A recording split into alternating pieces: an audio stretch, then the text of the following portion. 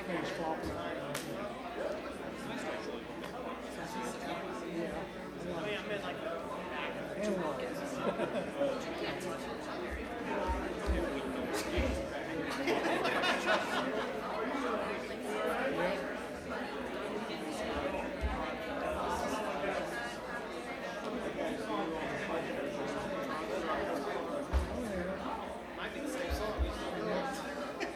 It's an unfinished work.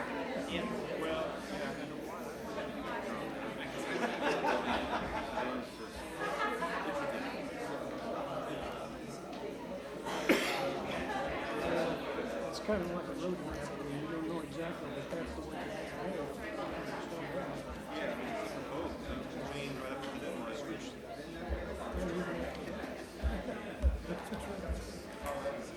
How's Dad doing?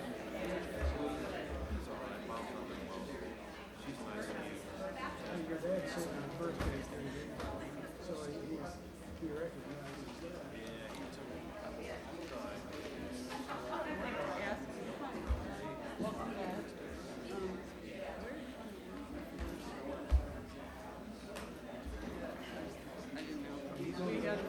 about you?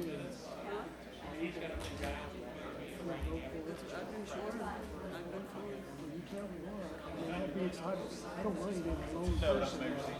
I've already told them I don't like army. You got one. Need a gavel? Oh, you got it. Still in Japan, we will begin with the vacant seat over there. I'm going to welcome everybody to the September meeting. Welcome everybody to the September meeting of the City Council. And we will begin with the Pledge of Allegiance, and then the invocation will be given by Laura Ballinger from Christ United Methodist Church after that. So please stand for the pledge. I pledge allegiance to the flag of the United States of America and to the republic for which it stands, one nation, under God, indivisible, with liberty and justice for all.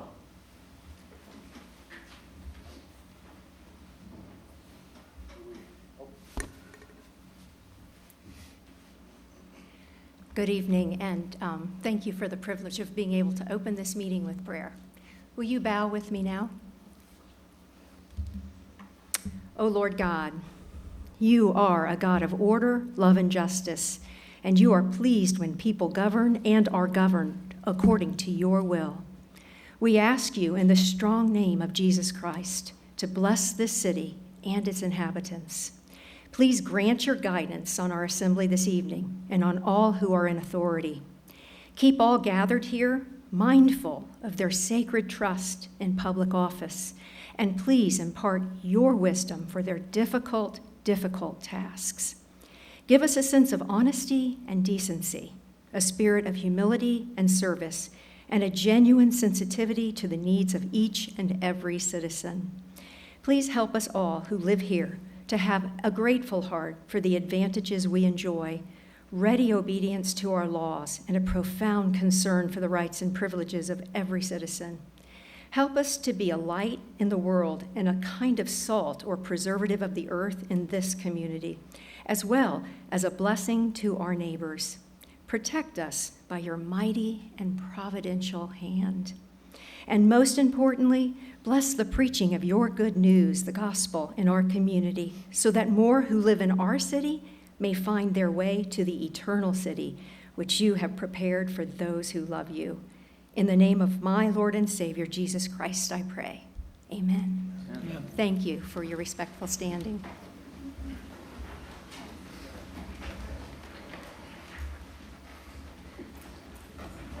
Would the clerk call the roll, please, to establish a quorum? Here. Here. Here. Here. Here. Here. Thank you very much. We need to have an approval of minutes. I understand someone has a correction to the minutes. Yes, under ordinance okay, thank you. Under ordinance 19-116, that reads, "Do make me a motion to approve resolution 19-116 with the stipulation," and that should read that the master lease will be looked at by council prior to the additional appropriation being adopted.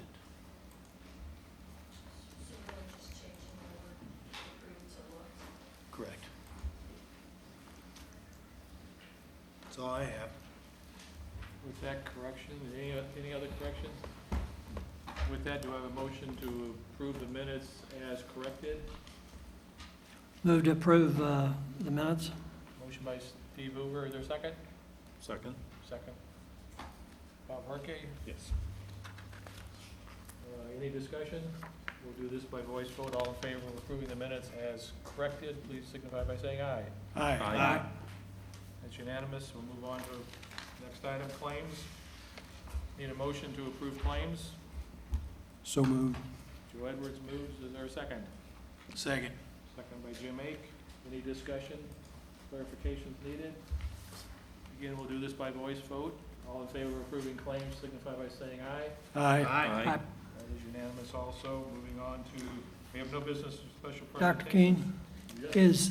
were there any changes to the agenda? None that I'm aware of. I'm sorry. I did not note that. Okay.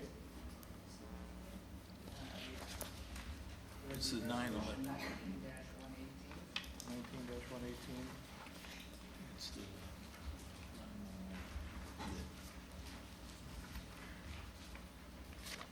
We have one under new business. Yes, you've been requested by the county to hold that public hearing next meeting. Oh, so we're withdrawing that from tonight's meeting?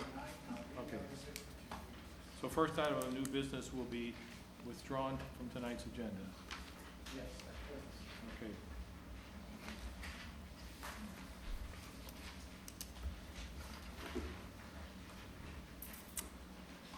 Okay, with that, removing that item of new business, we'll move on. First item, old business, ordinance 19-21, Midtown at Westfield PUD. Pam. Yes, thank you, Dr. Keene, members of the council. Pam Howard with the Community Development Department. Before you this evening for your adoption consideration, we have a proposed new planned unit development district to be known as Midtown at Westfield to accommodate a mixed-use development. This 138-acre site is located on the east side of US 31, both north and south of 191st Street, and the properties are currently zoned AGSF1, SF3, EI, and LB zoning districts. The ordinance proposes 6 sub-districts which would permit a variety of business uses as well as multifamily residential. The proposed underlying zoning districts are general business, general office, and enclosed industrial. The proposed ordinance outlines several development standards and also includes character exhibits to guide the development of the real estate. A public hearing for this item was held at the July 15th Plan Commission meeting, and a favorable recommendation was set from the Plan Commission on August 19th. The petitioner, Steve Henke, is here, along with the property owners, the Anthony family. They do not plan to present, but are available for questions, as am I if you have any of the department. Thank you. Pam. Do I have a motion for ordinance 19-21? So moved. Move for approval. Joe Edwards, is there a second? Second. Second by Bob Harkey. Discussion, questions?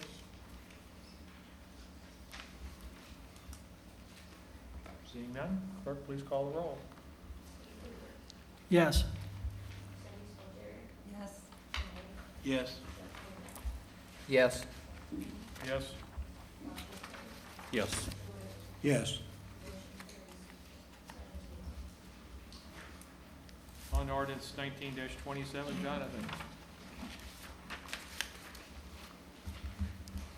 Good evening, council. For the record, I'm Jonathan Dorsey with Community Development Department. Before you tonight for your adoption consideration is the Orchard View Plan Unit Development, located north of State Road 32 and west and adjacent to Spring Mill Road, in an area currently zoned AGSF1 Agricultural Single Family Rural District and Spring Mill Trails PUD. This project totals an approximate 103 acres and proposes a maximum of 282 modified SF4 single-family high-density homes. Since last coming before you, the petitioner has made adjustments to address comments concerning garages, streetscape diversity, street trees, street widths, the character exhibits, perimeter lot requirements, and the perimeter trail to the north, as well as formatting and grammatical changes. This item is coming to you with a favorable recommendation of 5-1. Petitioner and the representative are here this evening and do not wish to give any sort of presentation before your consideration. Staff and the petitioner are available to answer questions should there be any. Thank you. Thank you, Jonathan. Do I have a motion on Orchard PUD ordinance 19-27?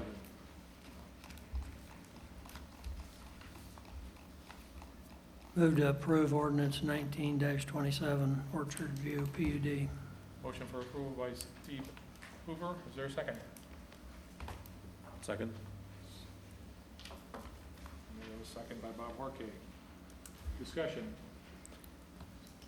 I do want to make sure that the petitioner continues to reach out to the property owner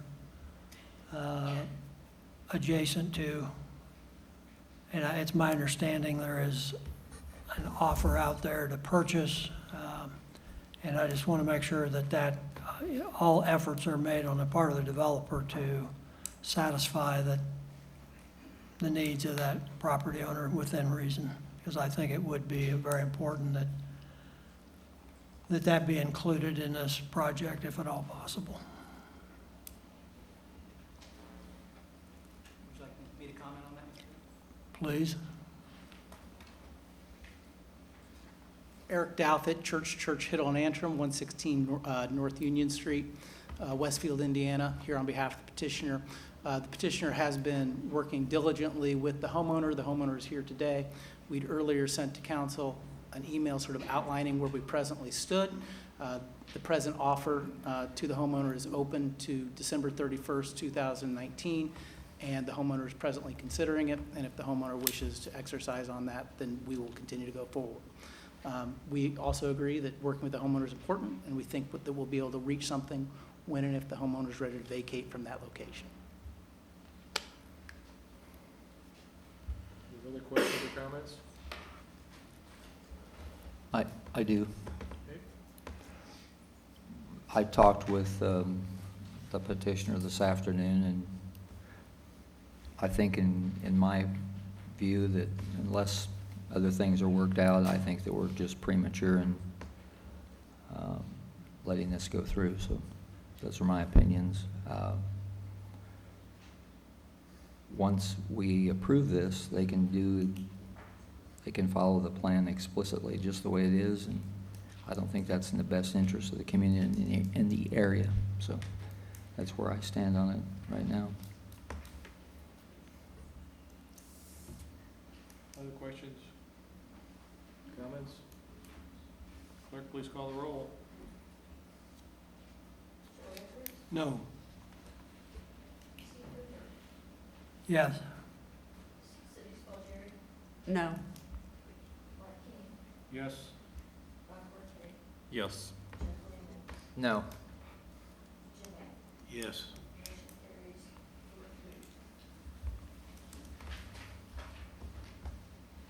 Ordinance 19-29, additional appropriation. Brian? Sorry. This ordinance 1929 is an additional appropriation with two components in it. One component has the authority to spend the proceeds from an insurance collection we made on repairs to the public safety building, the roof in particular. The second one is to allow for the expenditure of the $300,000 to the Playhouse Group.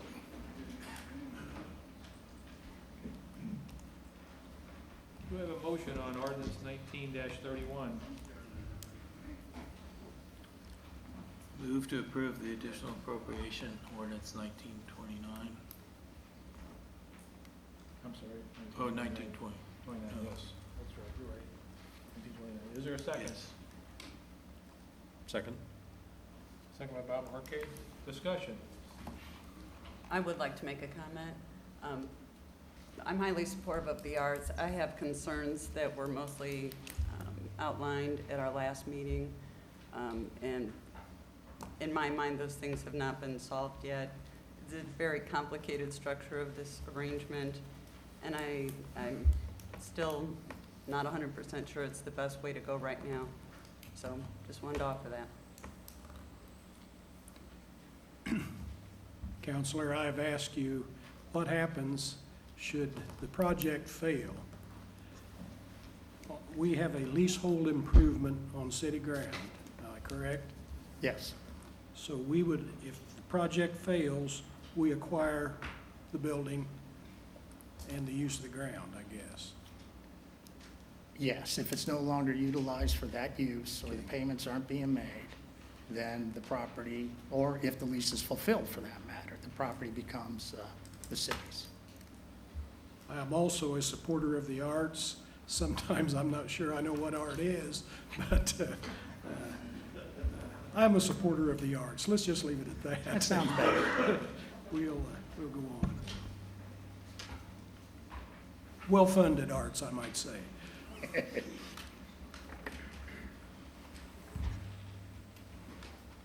I'm going to just make a comment about this, and it really goes along with a couple other items that have been out there with discussion and some confusion. I really think on some items like this, something written right from the very beginning would be good, because it gives us a baseline from which to operate, so we understand what commitments we have going forward. Because I've heard comments of like, well, wasn't this, or wasn't that, and without anything really solidly in writing, it has a tendency to get lost in the shuffle. And I really think going forward procedurally, we should require documents in writing as a baseline for us to operate, just so we're all on the same page. So that's my comment about this. We have, I think the building's about an $800,000 building, and Playhouse is the collateral for this, for the city, so we're protected from that standpoint. It is something that I think would generate some interest and bring people into the downtown area. And it's our first foray into arts without us being the ones to have to do it. So I'm not a big fan of government-owned buildings, so I'd hate to think about ever having to take it over, but it is the collateral. It's actually an $850,000 building estimate, construction costs. All counselors, just to clear the record, saw all the documents were presented this week to you. The problem with getting them, they were going back and forth between the theater, and they had to be drafted, and they are extensive. So they've covered about everything you can imagine to cover, and it's an investment in ourselves and our downtown and revitalization.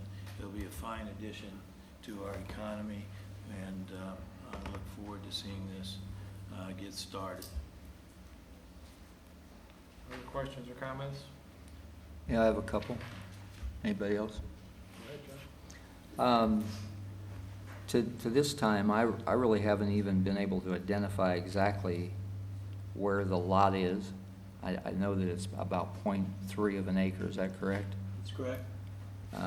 But I haven't been able to identify exactly even where the property boundaries are, how we can access the building, the loading area, the parking obviously is a big issue. I think that when we first started, the group was pretty much on their own, and we were just donating the land, which I think was a good value. I mean, I could understand that in concept, but considering the location of it and the adjacent landowners, who I understand that there's been some dialogue with, we're not even sure exactly, or I'm certainly not sure exactly where the line is, particularly to the parking lot. But as the project has escalated and the cost have escalated, we're just getting deeper and deeper. And I think as we do that, we would have an opportunity to put monies in to get a better multi-purpose project, if that's the way we wanted to go. I think as presented, I'm not sure long-term, I don't know, I don't have a crystal ball, but I think in a few years that it may not be the best location for a building of this cost, this type. And even if we get the building back, for example, which we probably, if they can't afford to make a few bucks payments, then that's pretty bad. But we don't want to get the building back, but by the same token, is it the right place for a building long-term? So I still have a lot of questions about this, and the last thing we want to do is, not advance opportunities, but by the same token, I think it's short-sighted for us to allow this to happen on this smaller piece of property under the conditions. So that's kind of where I am. My comments to that would be in March of 17, we approved, there was a rendition of the theater and the talk about the ground lease. It was mentioned that $100,000 would be needed from the city at that time, and that did escalate to 300. So did the building costs that Mr. Estridge is contributing through his Showcase Homes, which will be a quick build. So it'll be a facility too will be used for other city events that we can take indoors, and it'll be a fine addition. So the site plan was out there, the building permits have been applied for, and it fits very nicely on that site. A bigger multi-purpose building wouldn't fit on that site, so that's problematic in and of itself. So those are my comments.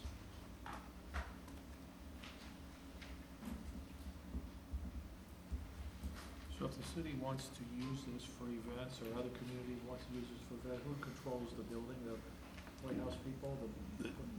The Westfield Economic Development Foundation, but they have the theater group has control over the artistic part of that building. And they are committed to do 5 plays a year, which leaves other times, and they would be willing to open it up to the community as well. Things like, they've always participated in city events, like Voices from the Past.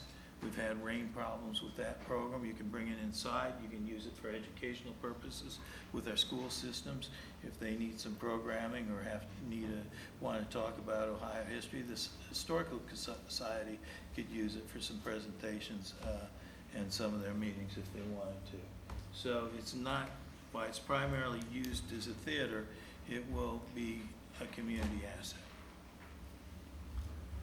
Other questions or comments? While I am not, I'm always hesitant to give money, our tax dollars, to other entities. I think this is the theater's current facility is pretty bad, with not even any indoor restrooms. And I think certainly other cities have put a lot more into the arts than what we have. We have done very little, and we've talked about it, but we haven't ever really invested that much in the arts. And I think this is a good investment.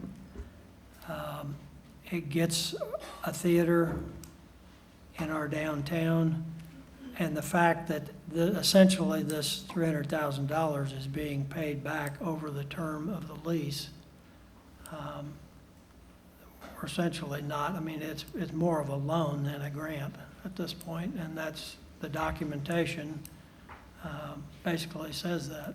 When you look at the details, they're paying $1,000 a month through the term of this lease, which pretty much equates to the $300,000 over time. So I think it's a good use of public funds.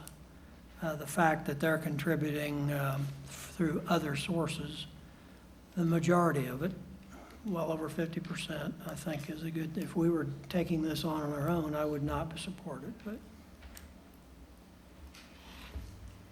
Their revenues will also increase because they have tripled the house size. They're tripling the amount of seats in the building to serve their contingencies. I agree with moving forward. I don't take a $300,000 decision lightly, but having the collateral of the entire building that will be multiples of that is certainly secure in the event that there was a need to revisit use of that if there needed to be some other thing happen. It's a great asset to have, and I see nothing but benefit to the growth of the downtown area by having a really attractive new option for people to come downtown for and help build yet an even bigger presence of things for our public and our visitors to do here. Any other comments or questions? Clerk, please call the roll. Is this for the whole 600 million, 9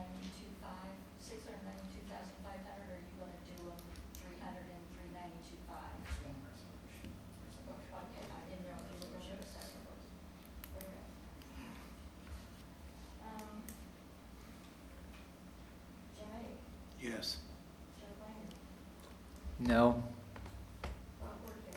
Yes. Yes. Yes. No. Yes.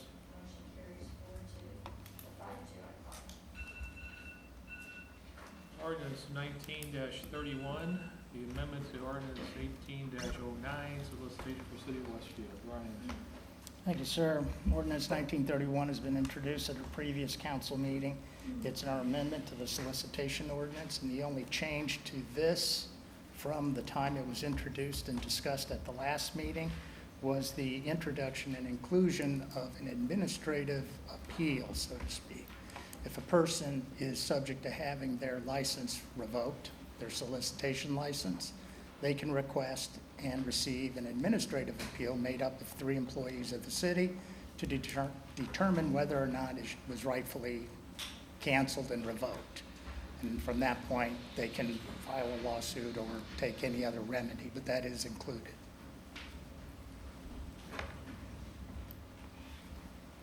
Is there a motion on ordinance 19-31? Move to approve 1931. Not working, moves to approve. Is there a second? Second. Second by Cindy Spalgeric. Do we have any questions or comments? Seeing none, clerk, please call the roll.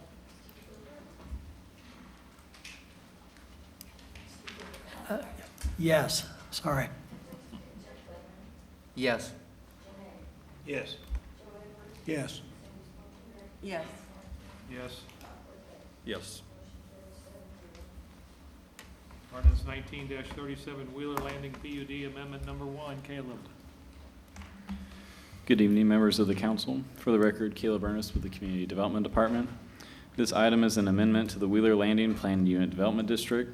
The area addressed by the amendment is approximately 9 acres and is currently zoned the Wheeler Landing PUD District. The area is located at the northwest corner of Wheeler Road and State Road 32.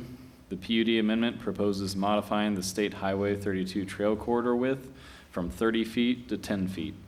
This item was introduced at the August 12th City Council meeting. This item received a public hearing at the September 3rd Plan Commission meeting and received a unanimous favorable recommendation. Nick Churchill, on behalf of Wheeler Landing LLC, is here to make a brief presentation. Both he and I are available if council has any questions. Thank you.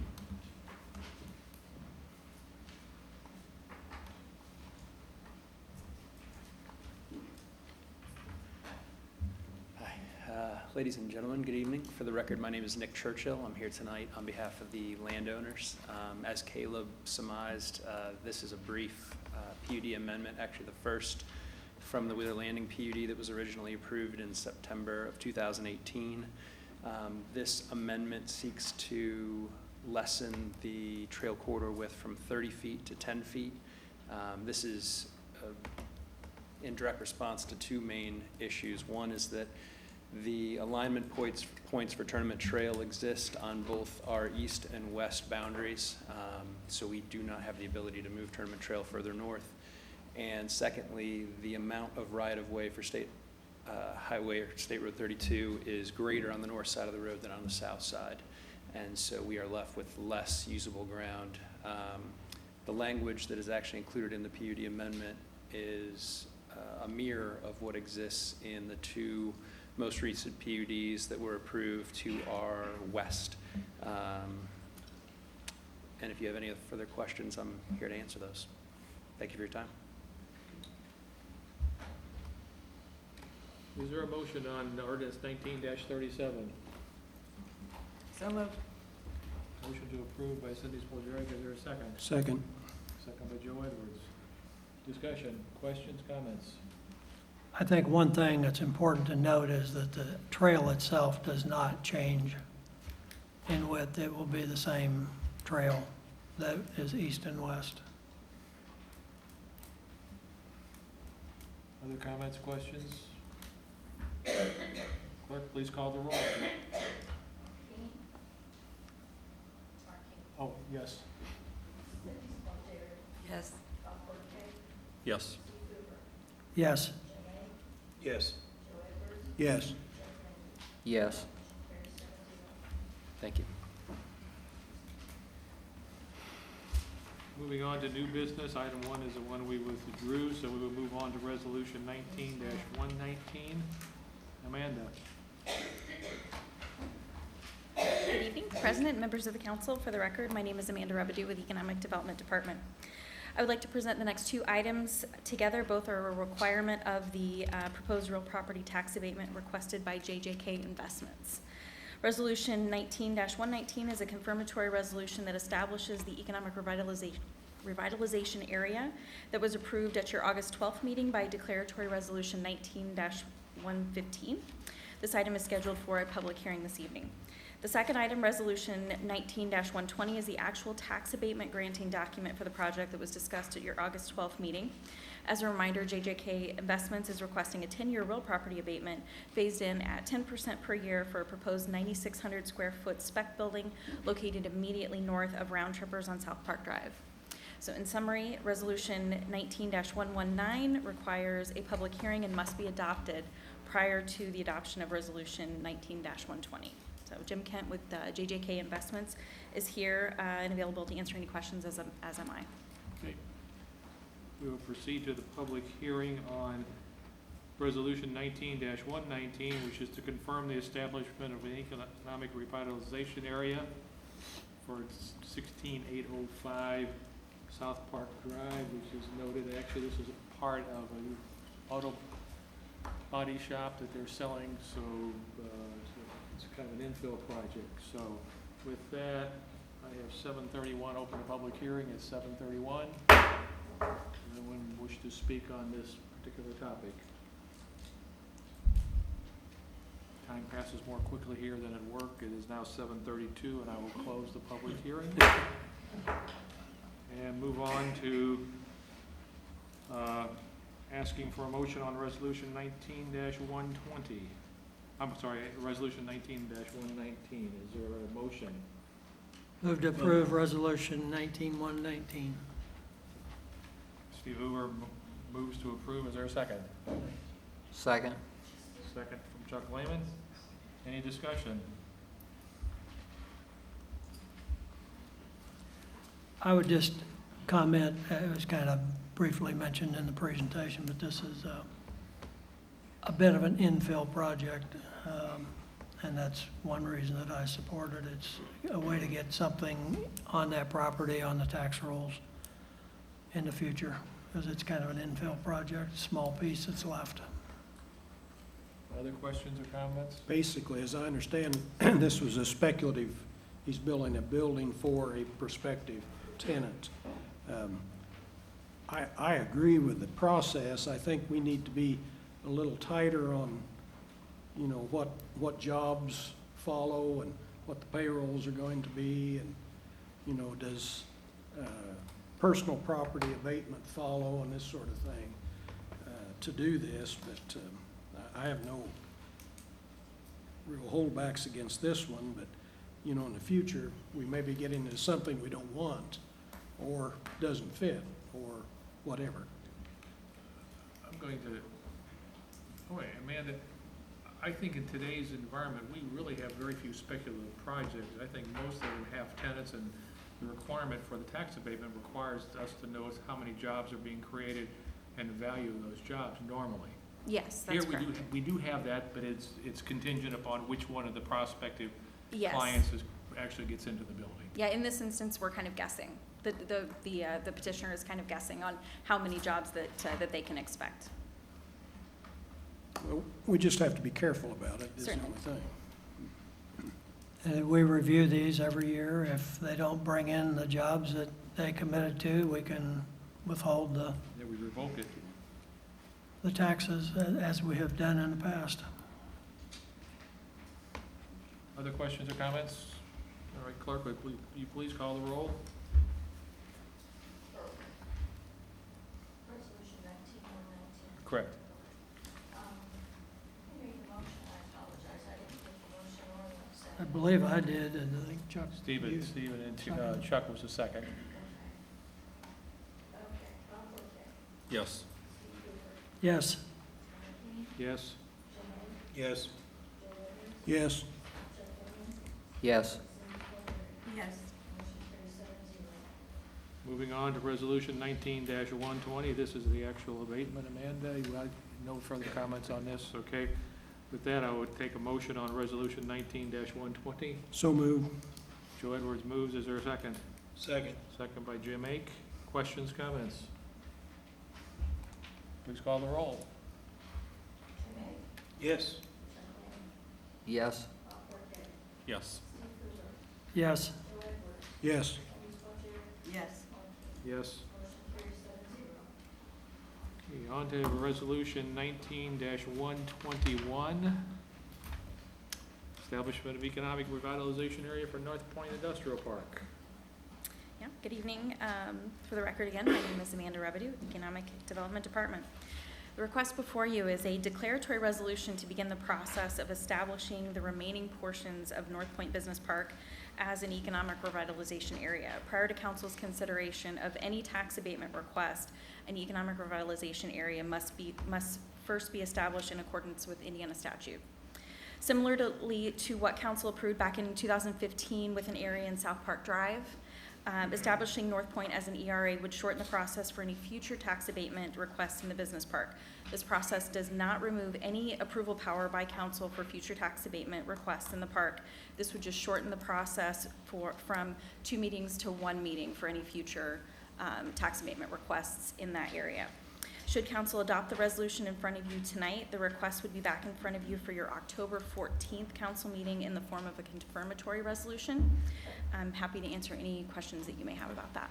Let's just clarify this. The motion, I mean, the process we just went through on the previous item, we had a last meeting a month ago, we had the introduction, which we had to move on to then to this month for the approval, 2-step approval. Mhm. If we approve this, although this will take 2 months, all future meetings on North Point only will be a one-time before the council to do the two items as opposed to a 2-month process. That's correct. It doesn't take away any sort of application requirements or anything like that.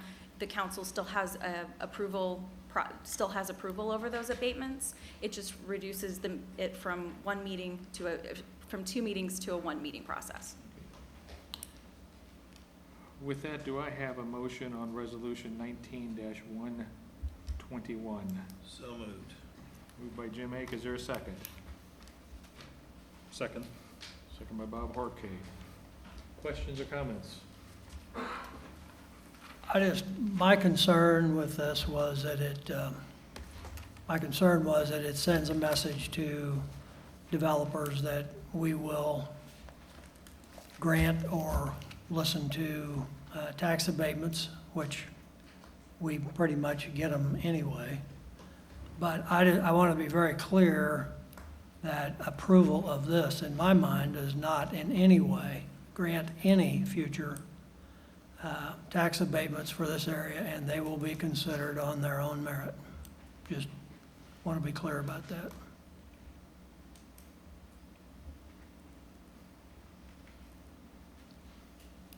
Any other questions or comments? I would just echo Steve's comment there. I think this is just simply procedural, not opening up anything being automatic. In fact, my feeling is as some things develop, maybe there's less automatic approval given because less need for things. So we'll see as time goes on. Clerk, please call the roll. Yes. Yes. Yes. Yes. Yes. Yes. Yes. Thank you. And Amanda's back up for Resolution 19-122. All right. Let's see here. Biodynamics has filed a personal property abatement request for an investment of approximately $24.5 million in manufacturing, R&D, and IT equipment for their new facility that will occupy a space within the building located at 17219 Foundation Parkway, the Thieneman Construction Building. Jeff Chin with Biodynamics will be giving a short presentation on the nature of the business and the proposed project at the conclusion of my summary. This site is currently in an economic revitalization area, which was approved back in 2003. Since the economic revitalization area has already been established, council may consider and adopt the tax abatement for biodynamics this evening. The request is for a 5-year personal property abatement, which is structured the same as previously approved personal property abatement requests within that area.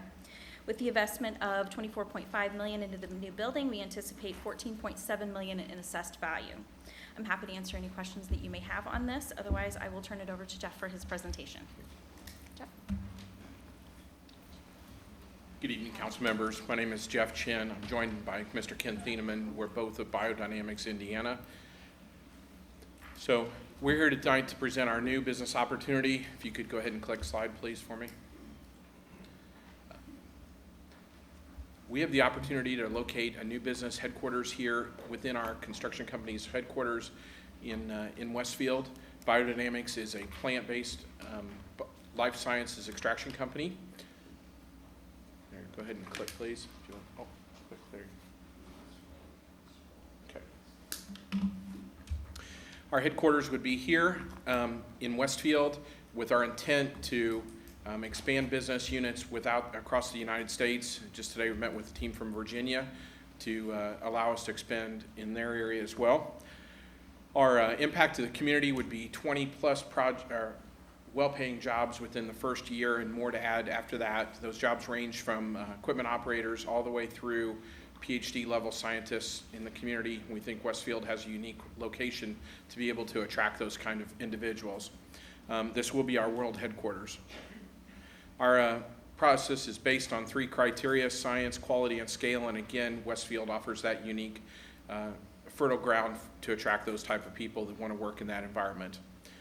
The facility will be located in our building in the upper left-hand corner of our floor plan here.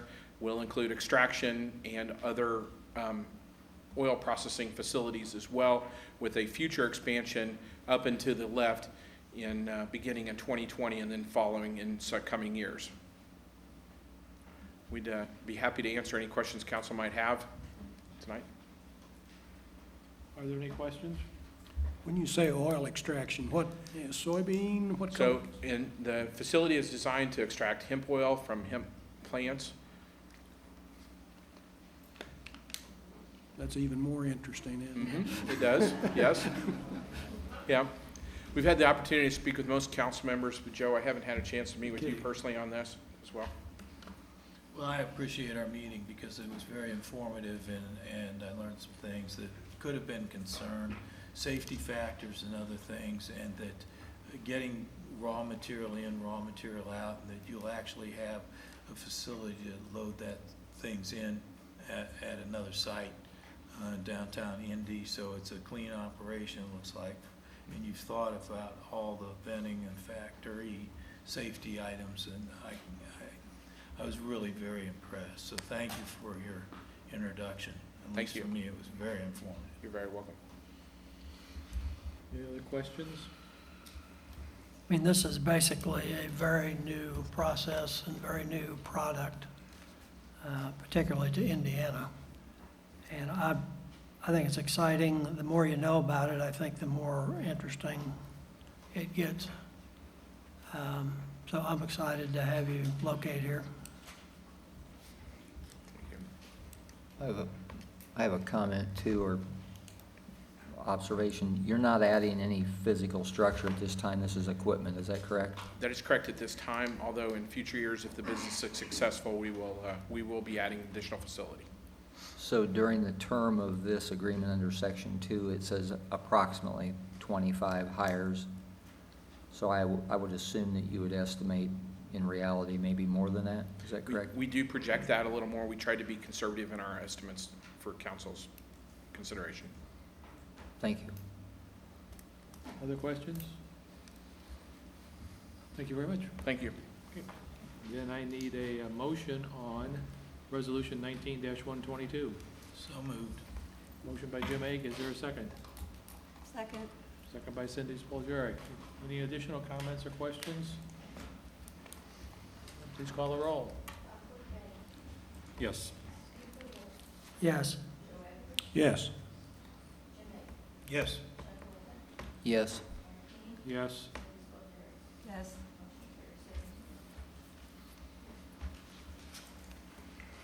agenda back up for 19-123. I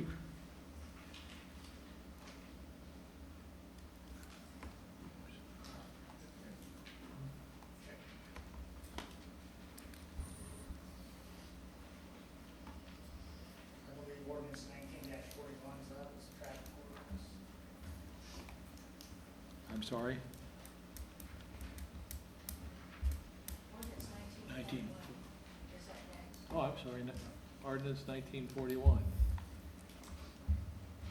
Oh, I skipped a couple things here. This here to explain the Yeah. annual update to our traffic ordinances, primarily signs, one-way streets, Yep. parking. Yep. I don't think there are any big intersections that have impacted, No, not really. and that's all I know. Yeah. I'll explain the rest for everybody else. My name is Michael Pierce. I'm with the city's Public Works Department. So I'm here tonight to introduce the annual amendment to the city's traffic ordinance. As you know, this basically just updates our local traffic laws on things like he mentioned with signage, no parking zones, stop control at intersections, those sort of things. So just to highlight what's being changed with this year's amendment, we're going to be changing some no parking areas in the subdivisions of Keeneland Park, Maple Knoll, Viking Meadows, and Water's Edge. We'll have some stop control changes, the most notable one being Ditch Road and State Road 32. We'll be putting up a signal within the next couple of months. You may notice the improvements going out there. That does include a signal, so that's reflected in here. And then the last change will be some speed limit changes within the subdivisions of Maple Knoll, Maple Village, Viking Meadows, and the Village's Oak Manor, basically to make it more consistent throughout these subdivisions. So with that, if there's any questions on any of these, I'd be happy to speak to those. Any questions of the changes? Looks like in all of those subdivisions, it's changing from 25 to 20, except for Maple Village, where it goes from 20 to 25. Just, can you explain why that would be? Yeah, most of that is due to kind of the timing of from which it was constructed, especially in that subdivision. Most of the streets were constructed at a time where our city standard was that the speed limit was 25 miles per hour, and we actually had a couple streets where it was 20 miles an hour one way and 25 miles an hour the other way, just due to the different phasing of the build out of that subdivision. So because most of the other streets were already 25, it was easier just to convert 3 streets to a 25 mile per hour speed limit. Thank you. I have a comment or question. I assume that on these subdivisions that you have a relationship with the HOAs, or obviously? Correct, yeah. They know you're changing parking from one side of the street to the other? Correct. Dustin Chu, who's the project manager for this, he reached out to all the subdivisions to basically let them know he didn't receive any comments back from them, so. Just want it on the record that Yeah, sure. we're not taking over. Any other questions? May I have a motion on ordinance 19-41? Actually, I think we're planning to act on that at our next meeting. Oh, thank you. So we have just introduced it, and we will consider adoption next meeting, the 23rd. Ordinance 19-42, the 2019 GO bond. This is also an introduction with a public hearing next meeting. Todd, Tammy. Members of council, the next 3 action items are interrelated for the upcoming budget presentation. Every year for the last, now 5th year, we have stood before you and presented a instrument of general obligation bond that will support, as you can see in the narrative there, the different elements of capital projects and vehicle purchases for the upcoming budget year. This is a tax management strategy, rate strategy that we've ensued and presented to you again for the last 5 years. We can give you an exploded view of that, congruent with the sustainability plan, and we can provide that at your public works session or your budget work session that is, I think, scheduled for September 9th, September 16th, and as we refine those numbers and what the departmental needs are. But this is just an introduction for you tonight and for your consideration in the coming months. weeks. Any questions at this point? Are there any questions?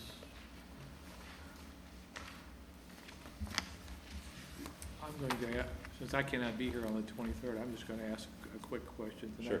The way that Indiana makes us structure our budgets, it really is a kind of directive that encourages debt at the local level in budget. So this is really for cash flow purposes and sustainability functions in combination, but it's to our advantage to do this. Is that correct? That's correct, and as you know, given your background, it is a system by which to capture your assessed valuation and the revenue associated with that, and again, a tax management strategy. We undertook this program approximately 5 years ago, the direction of our financial advisor, Financial Services Group, Greg Garataz, who will be in the chamber with you on the 16th, and to explain that, as you'll see in the subsequent presentations, that our projected, our proposed tax rate is related to the city, remains flat or slightly declining even with this instrument that we've taken on. Other questions? Did we use our cap last year on the GEO bonds? Did we, I know we've had it each year. Yes. Did we? Yes. Yeah, and we've obviously made all the payments, so we're good there, right? Thank you. Thank you. This will appear on the next agenda as a public hearing. Ordinance 19-52, the appropriating of the proceeds of our 2019 GEO bonds. Yeah, again, no action for you this evening, but it's an additional appropriation mechanism. So if you choose to approve the ordinance that I just spoke about, you would need then to undertake this particular action item to enable those funds to be dispersed, enable the clerk to disperse those funds pursuant to the schedule we'll present. Again, nothing for you to do tonight. Any questions here? Can I ask just one question about the additional? I know that we have some road projects that are also included in there. That is correct, ma'am. Do we have an actual list of those that we're looking to do with that? Yes, and we can provide that on the 16th in the public works session. That'd be great. Yeah, we'll refine those. Jeremy is at a public works conference as we speak, so. Fantastic. That and an updated project list would Yes. be very handy. Indeed, there's lots of them. Thank you. Any other questions? On to ordinance 19-43, the 2020 budget, 2020. Again, council, I will co-present with Ms. Tammy Havard this evening the 2020 budget. I believe we have that in the tray.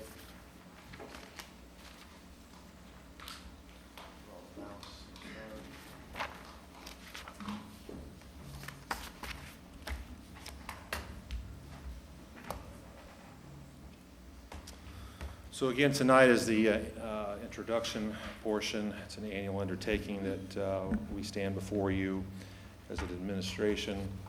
This project, to say this as a scheduled project, it is perhaps a daily undertaking by the directors and their team of teams. And so tonight, what we will do is present to you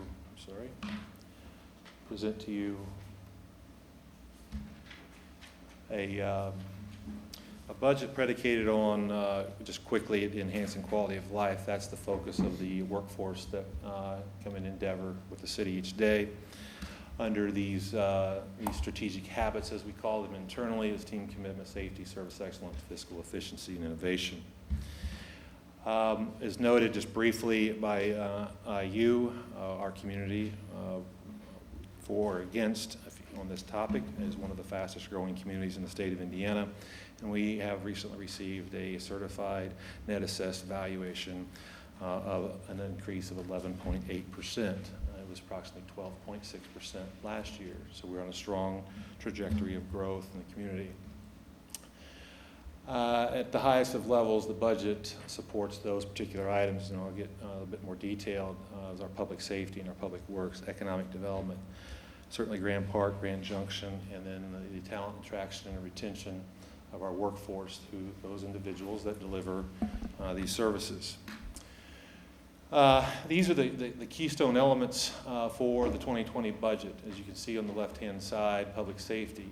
We, as administration, are proposing to you that we approve 10 new police officers, 3 new firefighters. Those 10 officers will be, they'll be graduated in tranches of 5 in the beginning part of the year and 5 in the latter portion of the year. These 10 new officers are at a point where we know, according with our financial advisor and the sustainability plan that you're very familiar with, can be sustained. Our officers, as you know, beginning this year, we've instituted or assigned additional officers to our school corporation for school safety, stepping away from a cost share format that we have historically undertaken with the school corporation, whereas we would, the school corporation would pay 9/12. That continues with 2 officers, and the remaining officers we have assigned into the school corporation, we are paying at 100%. And so meeting that demand, that community expectation, and the service demands within the community and keeping our crime rates low, working with Chief Rush and his leadership team, we're proposing to you in this 2020 budget and certainly beyond 10 new police officers, and part of that GEO bond that we spoke about earlier encapsulates the upstart cost of those police officers, their cars, their radios, their computers, and things of that nature. 3 new firefighters. Chief Reed, I will tell you, is very attentive to the data in so much of run demands where those incidents occur in the city, and has submitted to us through the administration that 3 new firefighting positions that will be used to really delay or negate the need for mass hirings in how they're deploying services. Our public works teams, we're recommending a growth of 4. As you know, we have more road miles. We have additional infrastructure needs, and keeping those streets, those pathways, and those infrastructure components in good working order and maintained. Jeremy has requested 4 additional team members. Many of the services that are in Public Works are insourced now. As you heard, Michael Pierce is an engineer. Before, we would outsource those to professional services. Many of our projects are designed internally, and we know that there's a cost savings by insourcing those. And lastly, we have approximately 220 individuals that serve the community every day. And as I stood before you last year, and you've heard yet this year, our salary survey performed by the Archer Company, our personnel, as we are labeling it, personnel investment, is congruent with that salary study, in so much that we're created a 3% pool of capacity in each department that the directors, based on performance review, will then allocate to those members of our talent pool. And I'll stop at this moment and entertain questions, more of a dialogue than a monologue, before I proceed. Our increase in AV was 11.8%. What was the state growth factor for this year? So the state growth factor is 3.2. I'm sorry, 3.5. 3.5. So technically, we would have only been permitted to collect 3.5% more revenue if it were not for the special exemption that we got. Yeah, so great point, Counselor, that I believe it was 3, maybe 4 General Assembly cycles ago, legislation was passed that recognized fast-growing communities, their AVs, were on a trajectory of rapid growth. Not only was it Westfield, it was Whitestown, and I believe McCordsville were affected by that legislation, wherein even if you experience negative growth as a community in the state of Indiana, you are allowed to grow your budget with this year for 2020, 3.4%. There's a formula in that legislation that allows us to capture up to 9% of that 11.8% of growth. Okay. I ask that because I know that the schools were just granted a 3% addition, and libraries are granted nothing. So the libraries increase is capped at 3.4% for this coming year, I believe. And you will hear from our library leadership later in this presentation. Right, but I'm, just kind of pointing that out. Correct. Okay. You've talked about a flat tax rate. We'll get to that. Okay. Any questions about any slides to this Okay, point? Sorry. Counselor? One question. Yes, sir. Is any of this dependent upon the passing of the local option public safety? Yeah, the public safety lit that was tabled tonight, a great question. No, it is not. It's not predicated on whether that lives or dies through the approval process. If in fact it does live, our programmed expense for 2020 for dispatch services is approximately $930,000. If in fact that is passed, we will come before you and make that reduction accordingly.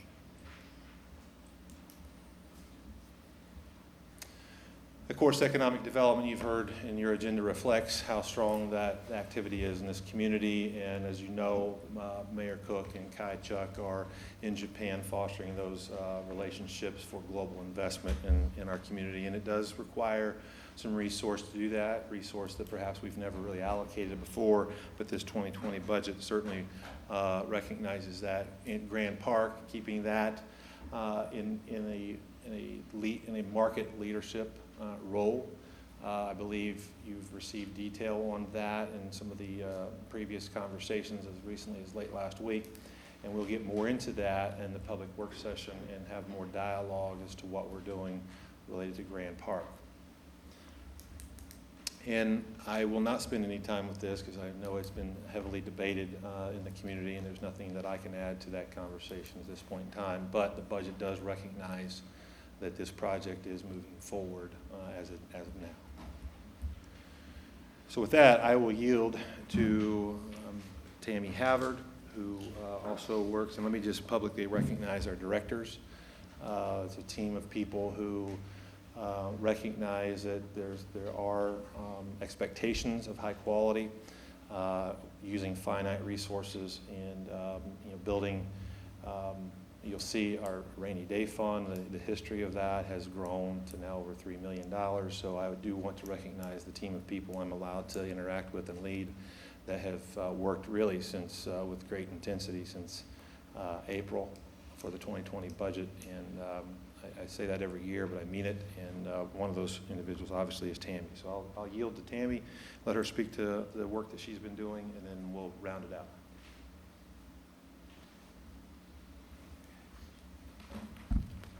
Council President, members of the council, this presentation will be online on the agenda, as well as the budget forms will be added to the agenda. As you know, we are beginning the public portion of the budget process. Tonight is just the introduction, with the adoption consideration just over 1 month from now. We'll give a high-level intro tonight with detail and explanations to follow through the budget process as we go along. On the left-hand side, you'll see the tax-supported funds, and that includes the local income tax, property taxes, SIG tax, as well as road distributions. The revenues and expenses are about $3.5 million up from the slide that we showed last year. And the main increases in revenue are local income tax as well as property taxes. The main increases in expenses are what Todd mentioned, which are the public safety and public works, as well as the investment in the city personnel. Another increase, as Todd mentioned, was the debt service related to the road projects and the additional public safety capital expenses in the GO bond. Chuck, you mentioned if we were at the cap with the GO bond in 2018 when we did the GO bond, the max was $5 million, and we did a $3 million GO bond. As Todd mentioned, our rate is projected to be flat or lower. It will not increase. Our current city rate is .788. Just to go over quickly what the impact is to the homeowners and what it will mean to them is if you have a $200,000 home, and that's about the market value, so the gross assessed value, your tax bill is capped at 1% per the state constitution. So the tax bill would be about $2,000. That's excluding the school referendums. And of that amount, of that $2,000, the city is projecting that we will collect approximately 33% of that bill, so about $650.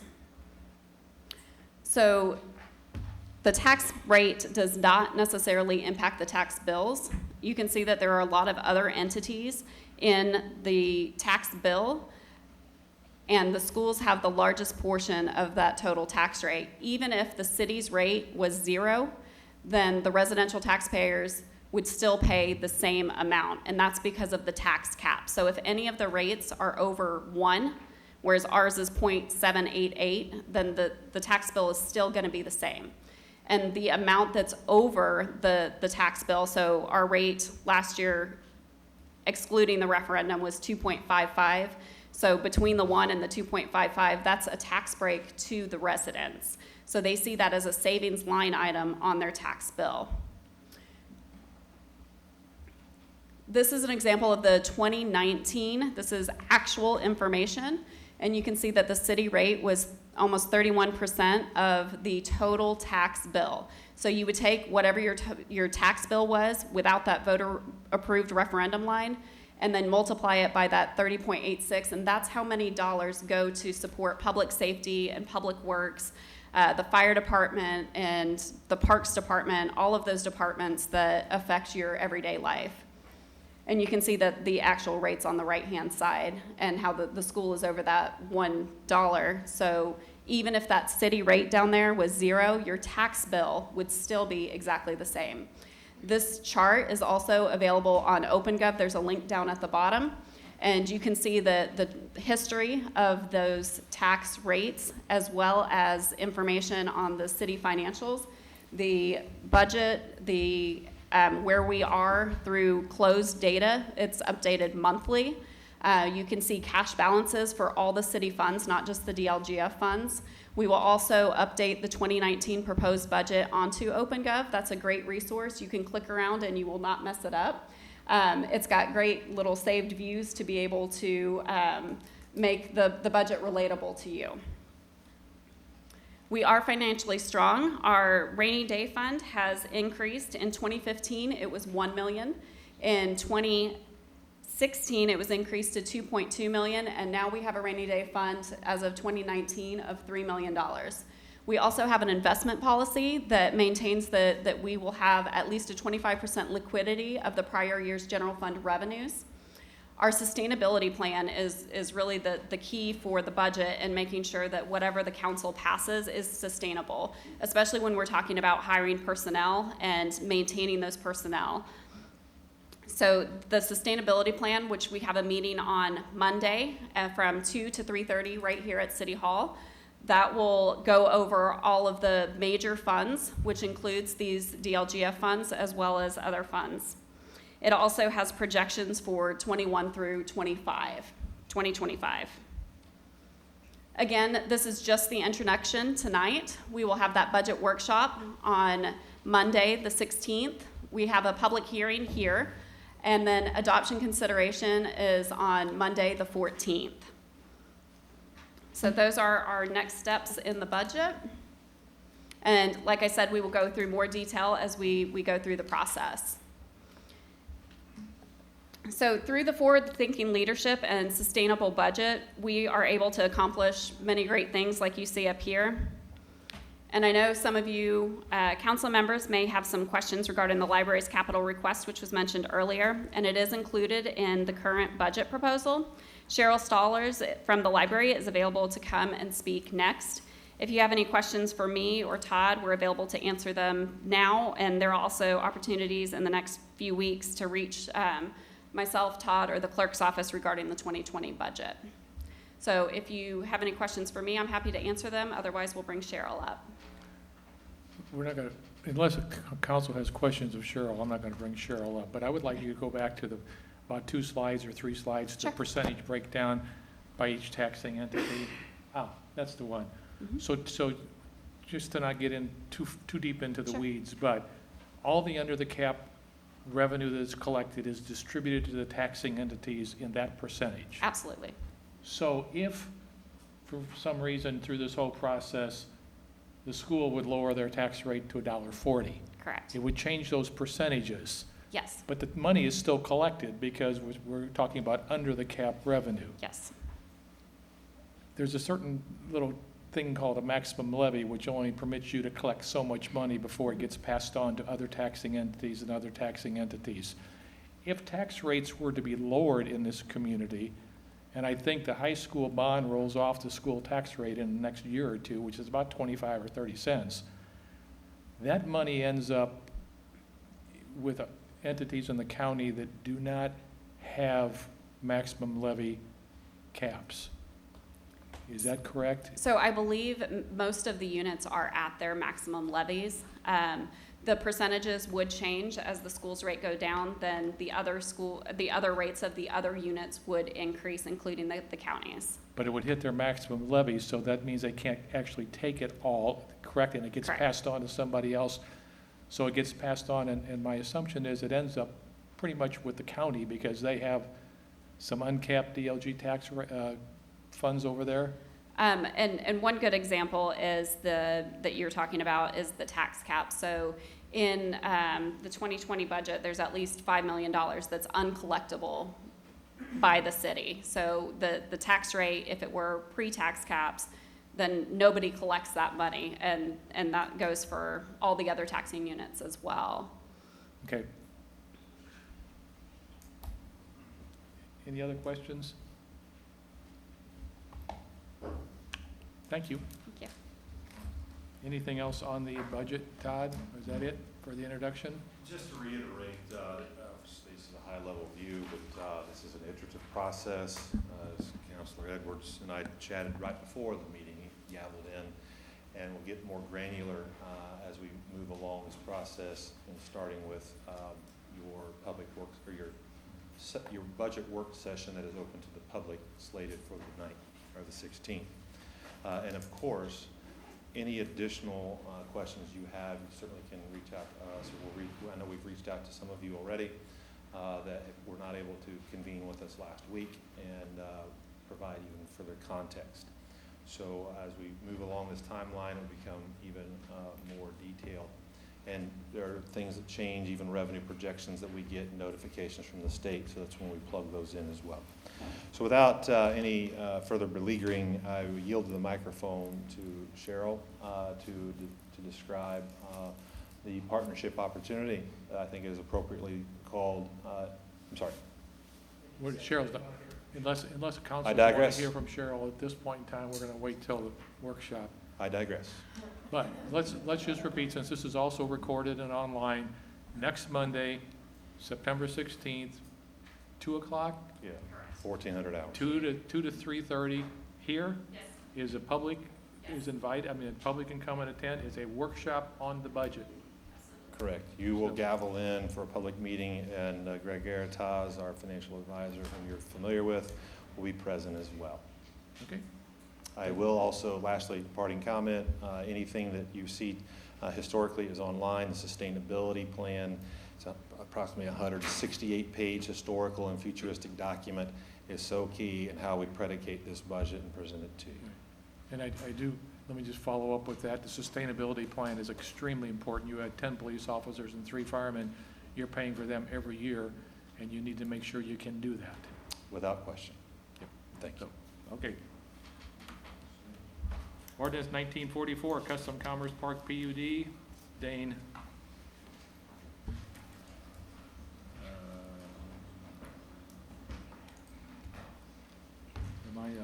All right, good evening, council. For the record, Kevin Todd with the with the Community Development Department. That's a habit to break there. So I'm pinch hitting for Dane Crabtree this evening. So this is the zoning component to the biodynamic project that we just heard earlier in the agenda. This is a proposed PUD amendment for specifically Lot 1 of the Custom Commerce Park PUD, as noted earlier, located at the southeast corner of Oak Ridge Road and Foundation Parkway. This is, as mentioned earlier, again, located inside of the Thieneman Construction Building initially. The petitioner's request is for this PUD amendment is to simply add light industry uses, which is defined in the UDO as a permitted use on the property. This is one of our older planned unit developments prior to the UDO compartmentalizing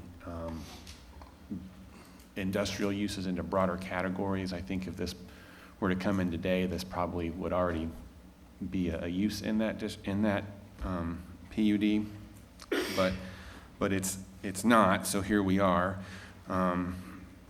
Like I said, you heard from them earlier this evening. All new proposed uses initially would occur inside the building, and there would be a future anticipated expansion at a later date.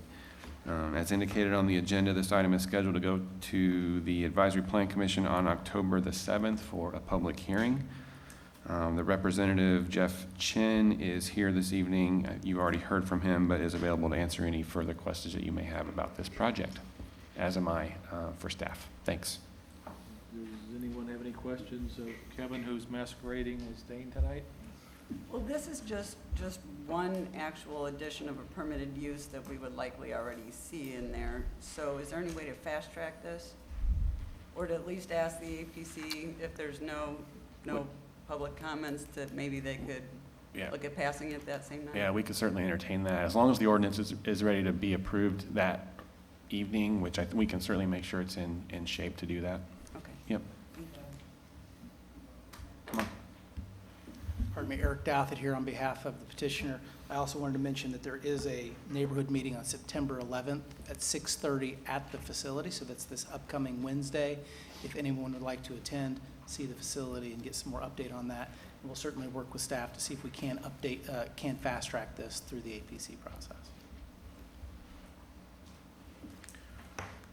And normally, Cindy, when we do kind of accelerate the process, that's assuming there's no public comment that needs to be responded to at a future meeting that we can't address at that meeting. So, Sure. yeah. Any other questions or comments? We'll move it on to APC and go on to ordinance 1945, the Trails PUD. And once again, Kevin, I think this is you. All right, thanks again. Council, Kevin Todd with the Community Development Department. This item before you this evening is a proposed amendment to Lot 4 of the Trails PUD, which is located at the southeast corner of 175th Street and Oak Ridge Road. The petitioner is requesting to modify the PUD ordinance by including an additional concept plan and character exhibits, as shown on the screen here and in your packet this evening, as another option for developing this multifamily site. This would not replace the existing concept plan or character exhibit options, but simply add a third option to those that already exist. And again, as indicated on your agenda, this item is scheduled to receive a public hearing at the Advisory Plan Commission on October the 7th. The petitioner's representative, Mr. Chris Wilkes, is here this evening. He does not plan to make a presentation, but is available for any questions that you may have. Thank you. I'll see if I can Questions from council? Comments? I have one comment, and I've shared it with one of the petitioners folks already, but, and this sounds so very subjective, I know to say, but this looks like something from a Chicago housing project to me. And I know that sounds rude, but it wasn't kind of the look that I was thinking was appropriate for the area. So just my subjective opinion. Just wanted to say. Cindy, can I ask, is it the height, or is it the materials, or is it a combination? It's the combination of all of it Okay. together. Any other questions? The comment that I would make is, my concern with this is that the buildings are set back from Oak Ridge Road, and we have all of that parking, which would be otherwise exposed. I want to make sure that that gets appropriate attention on Oak Ridge Road. I don't want to drive by there, which I do most every day, and see a sea of parking.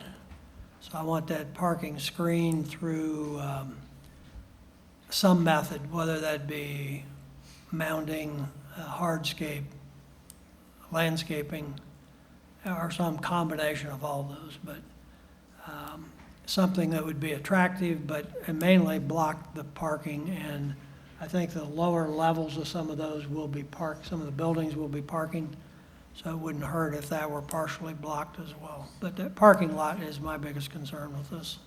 I think that's different, the concept is different than what had been shown in the earlier PUD. Any other comments? Then we will move this to APC. Next item is ordinance 19-46, Claiborne Farms by Del Webb. Jonathan. Good evening, council. For the record, Jonathan Dorsey with Community Development Department.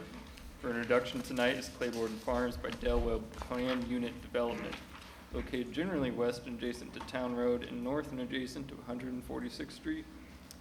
This project totals approximately 245 acres.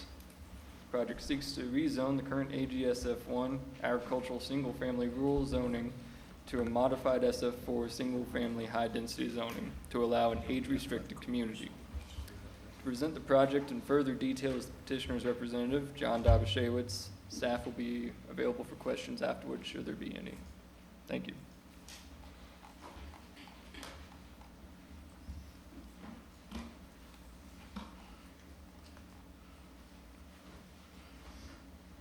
Thank you, Jonathan. Good evening, members of the council. For the record, John Dobashewitz. I'm a land use professional at the law firm Nelson & Frankenberger. We represent the petitioner, Del Webb, by Pulte Homes of Indiana. Present tonight on behalf of the petitioner is Caitlin Dofer, Manager of Land Planning and Entitlement, and Rex Ramage, Land Acquisition Manager, Jim Schinner, an attorney with our office, and other members of our development team. Del Webb has a strong and well-respected tradition of providing communities for active adults, those persons age 55 and better across the United States. The matter before you this evening is the introduction to the Claiborne Farms Planned Unit Development District. Del Webb by Pulte is seeking approval of the rezone request to allow the creation of a Del Webb age-restricted residential neighborhood regulated under the Housing for Older Persons Act of 1995, or HOPA, in the city of Westfield.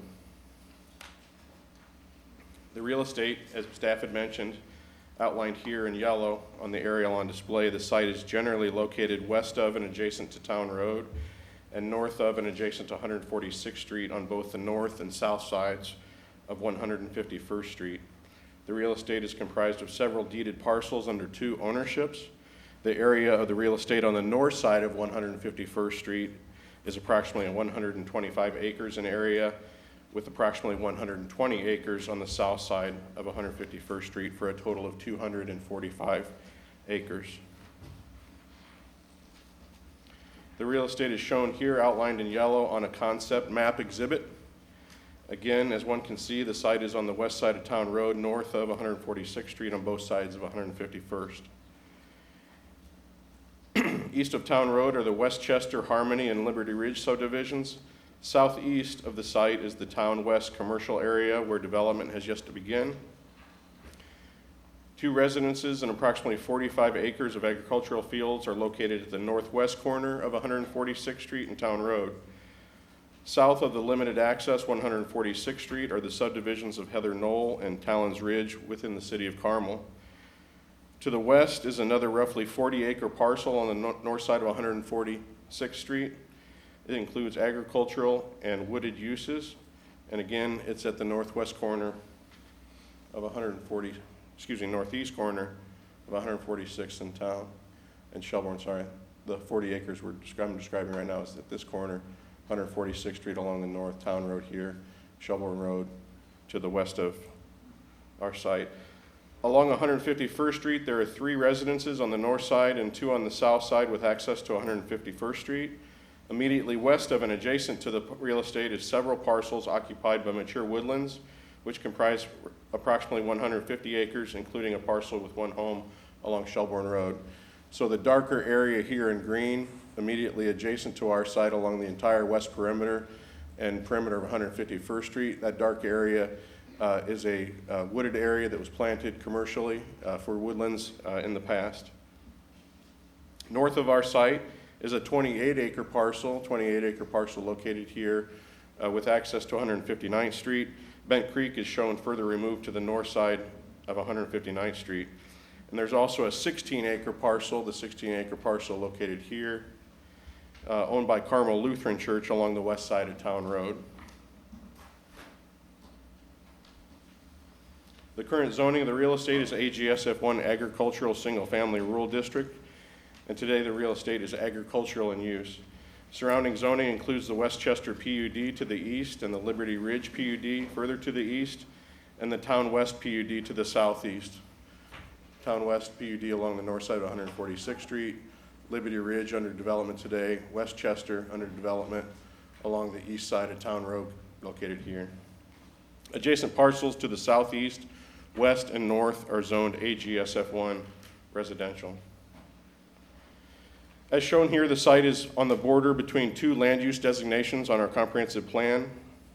A portion of the site is surrounding areas are designated new suburban, that area identified in yellow, where the proposed type and style of development is contemplated under the Claiborne PUD and anticipated under the comprehensive plan.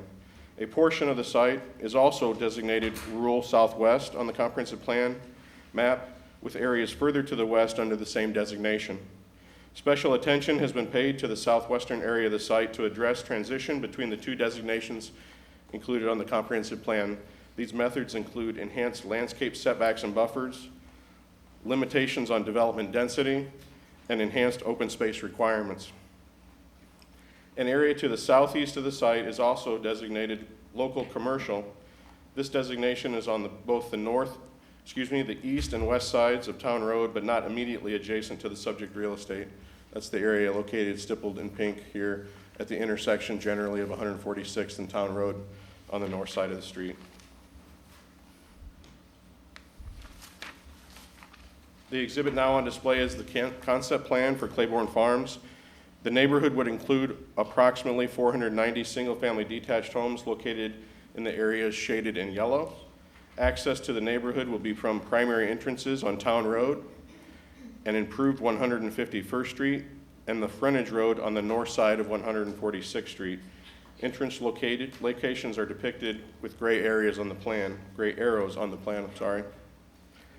Tree preservation areas are colored in dark green, as shown on the plan, with anticipated stormwater ponds illustrated in blue. Open space will include both passive and active amenities, connected by an extensive trail network shown here in red surrounding the ponds, tree preservation areas, as well as the buffer areas. As noted, a portion of the site is designated as rural southwest on the comprehensive plan. As such, the neighborhood will feature an enhanced 200-foot wide landscape buffer yard along the west perimeter, including reforestation areas, tree preservation areas, as well as natural open space. Example photographs are shown on the exhibit on display and included within the PUD. Standards for this southwest area include the following characteristics in detail. There will be a minimum of 50 acres devoted toward this southwest area, a minimum of 15 acres on the north side of 151st Street, and 35 acres on the south area of 151st Street. There will be a maximum density of 1 home per acre within this 50-acre area. Again, a 200-foot wide buffer area where the UDO prescribes for a minimum of 40 feet transition along that west perimeter. There will also be a minimum 60% open space within this area designated on the plan as the Southwest District. Enhanced open space, buffers, and limited housing density along this west side of the plan have been designated to provide transitions to the properties to the west as encouraged under the comprehensive plan for the area designated as rural southwest. Photographic examples of the character exhibits of the style landscaping along external street frontages are illustrated here. Extensive external street frontage landscaping will be provided along Town Road, 151st Street, and 146th Street. A black four-board fence is included in the design, as well as a minimum 65% of that frontage, and an undulating 5-foot-tall mound would be required along these street frontages where the ordinance prescribes only a 3-foot-tall mound. So enhanced buffering in terms of height of berms, as well as landscaping and style and of the use is illustrated in the PUD above and beyond the requirements of the UDO. Character exhibits of the homes and the home product type are included in the PUD, a few of which are shown here. A range of homes attractive to home buyers desiring to downsize to an empty nester age-restricted community will be available. Examples of the 3 home product lines have been included within the PUD. The 3 lines offer a range of size and value of for-sale homes. All homes will have architectural standards above and beyond those required under the UDO. Additionally, a comprehensive maintenance program will be provided for every lot in the neighborhood, including but not limited to landscape maintenance and snow removal. The single-family homes included a mix of ranch and an option for finished half levels upstairs. Anticipated sale prices are expected between $260,000 and $400,000. Both passive and active amenities are provided, examples of which are shown here. Regarding amenities, Del Webb communities offer residents an active, facilitated lifestyle that affords the largest growing segment of the American population, empty nesters and baby boomers and retirees, an opportunity to experience life as they see fit. Pulte Homes understands that Del Webb residents are biking, hiking, and engaging in social and cultural pursuits that enrich their lives today. Therefore, the concepts around recreational pursuits include walking and bicycle paths, which are integral components of a Del Webb community. Residents of these communities enjoy robust recreational amenities, including world-class fitness centers, swimming pools, and game rooms. The central amenity area, character illustration of which is shown in the example on display now, will include at a minimum a 7,000 square foot, multi-million-dollar indoor amenity facility, swimming pool, bocce ball, pickleball, fitness center, and outdoor kitchen at a minimum. Additional amenities not including in the central amenity area of the neighborhood would include community gardens, picnic areas, and a dog park. Likewise, as previously mentioned, all these amenities will be connected via an extensive internal trail network.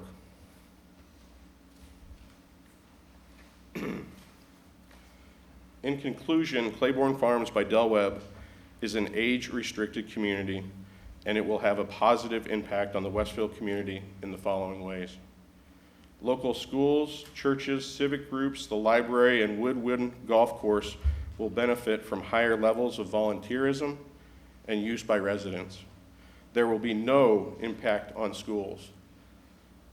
That is to say, all tax benefits will be realized from the home development within this area, but with no school-age children living in the neighborhood. Lower peak hour traffic is projected than for a traditional subdivision, with approximately 50% fewer vehicle trips overall. Less water and sewer utilizations also anticipated based on smaller household sizes. And it's also anticipated, based on the experience of Del Webb, that 40% of the residents in Claiborne Farms will maintain full or part-time employment. Later this month, on September 24th, we'll conduct our formal neighborhood meeting. The location is set for this same space on the 24th at 6:30. Del Webb by Pulte is looking forward to an opportunity to add to the spectrum of home ownership options available to the city's residents and provide a unique age-restricted neighborhood for Westfield. We appreciate your time tonight and be glad to answer any questions that you may have in advance of the council forwarding us onto the Plan Commission for a public hearing on October the 7th. Thank you. Council have any questions or comments?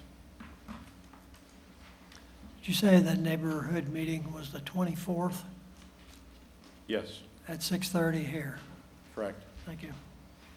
We'll also send out notice by regular mail to all those individuals surrounding the real estate that would be due notice of the public hearing in front of the Plan Commission. Any other questions of John? Thank you. We'll Thank move on to APC. Before we move on to the next item, just Todd and Kevin, I'll do both of you because I know one can slip by, but I've just noticed that November 11th, is the adoption consideration for a lot of these items. I believe November 11th is a federal holiday, I believe that's Veterans Day. So you may want to do a look and see if we still need to meet that day or if we want to do an alternate day. Nothing to do now, that's just down the road. Right, so there's a lot of people coming on November 11th with these items, potentially, so I just would want to head it off as early as possible if we have to change that date. And there we go. Okay, that may be scary for one of us. On to ordinance 19-47, Dartown Crossing PUD. Jonathan. Good evening again, Council. For the record, Jonathan Dorsey with Community Development Department. Tonight before you for introduction is the Dartown Crossing PUD Amendment 1.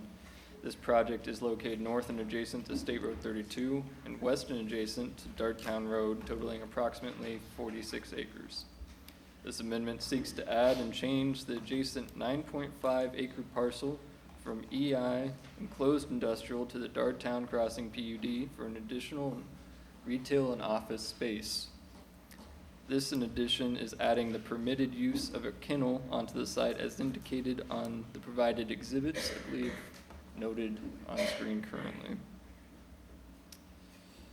To go over the project in a brief presentation is the petitioner's representative, John Dobashewitz. Staff is available for questions afterwards. Thank you.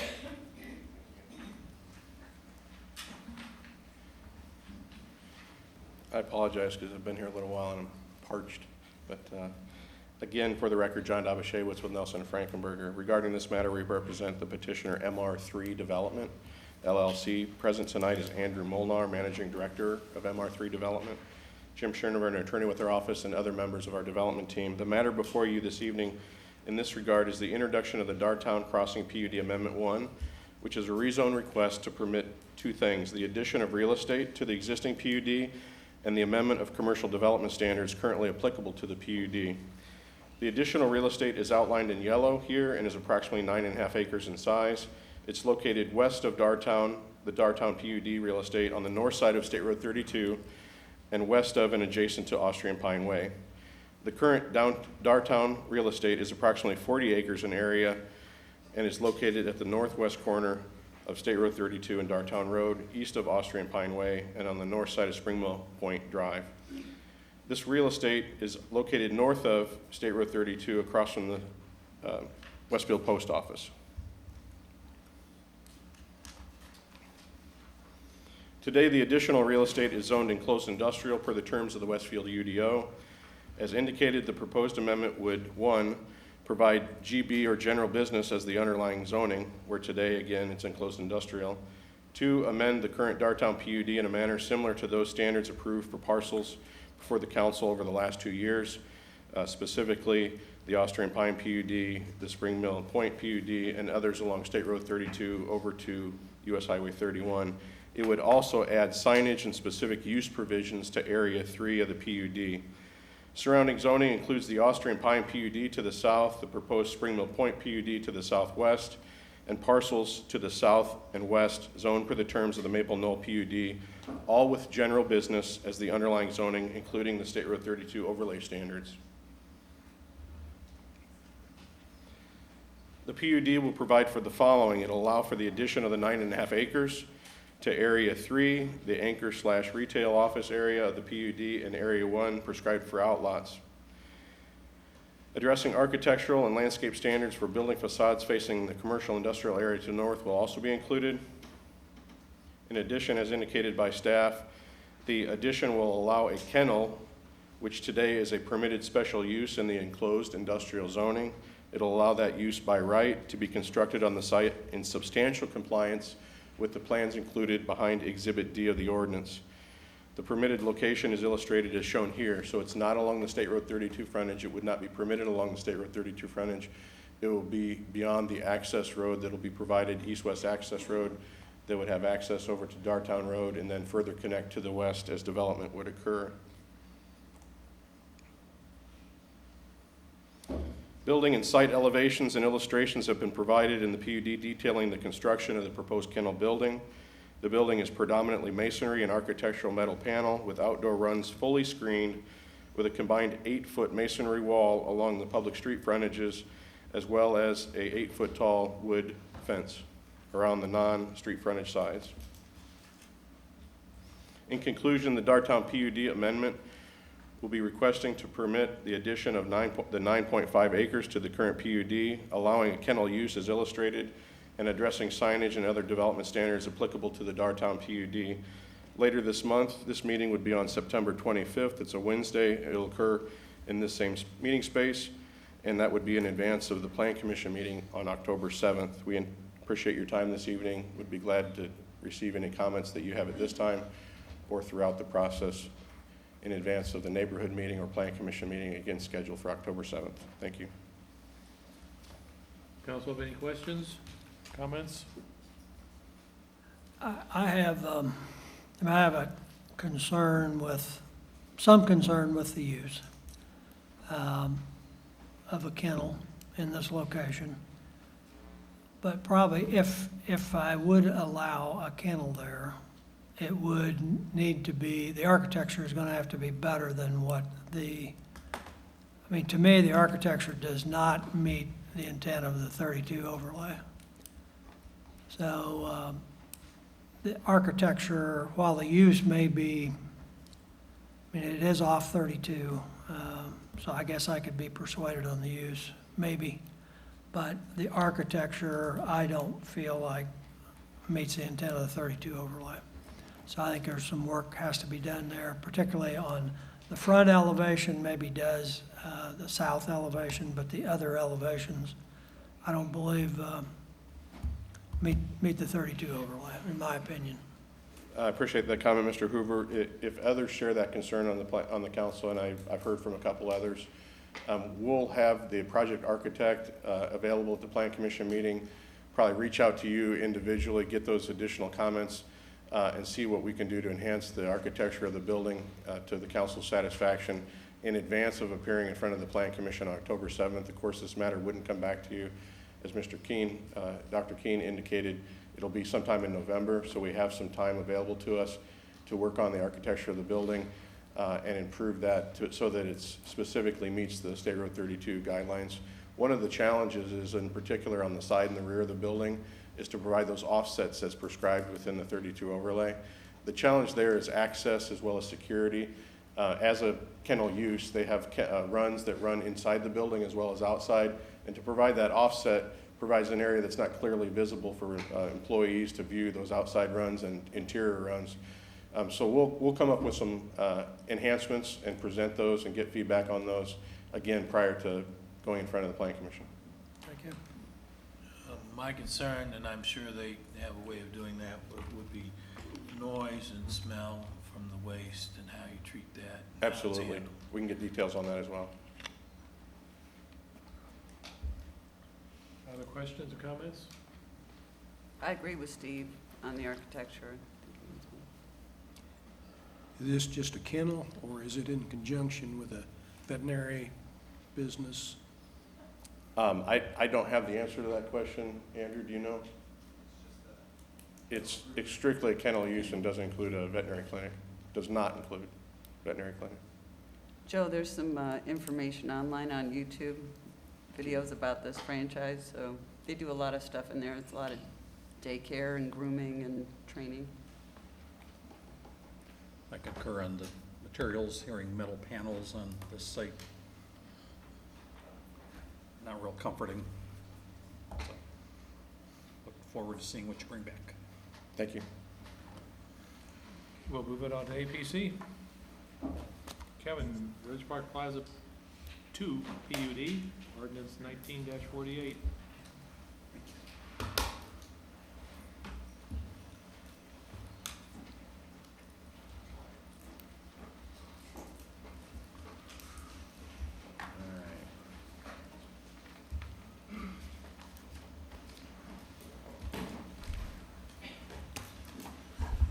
Thank you, Mr. President, members of the council. Again, good evening. For the record, Kevin Todd with the Community Development Department.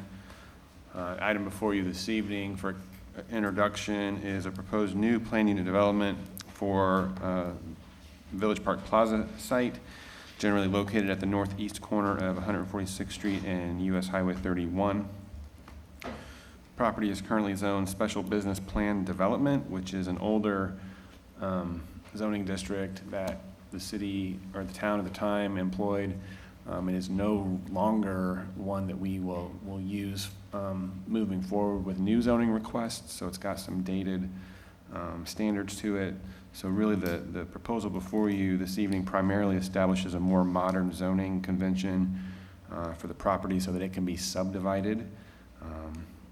And that's really the main purpose of this PUD proposal this evening. There are no new improvements that are being proposed at this time. This item is scheduled to go through the PUD process as normal and is scheduled for a public hearing on October the 7th at the Advisory Plan Commission meeting. The petitioner's representative, Mr. Jesse Pullman, is here this evening, and he plans to make a brief presentation.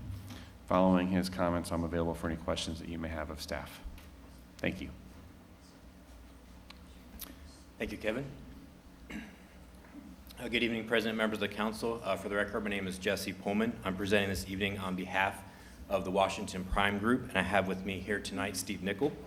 Given the length of the agenda, I'll keep my presentation short and attempt not to repeat Mr. Todd's summary.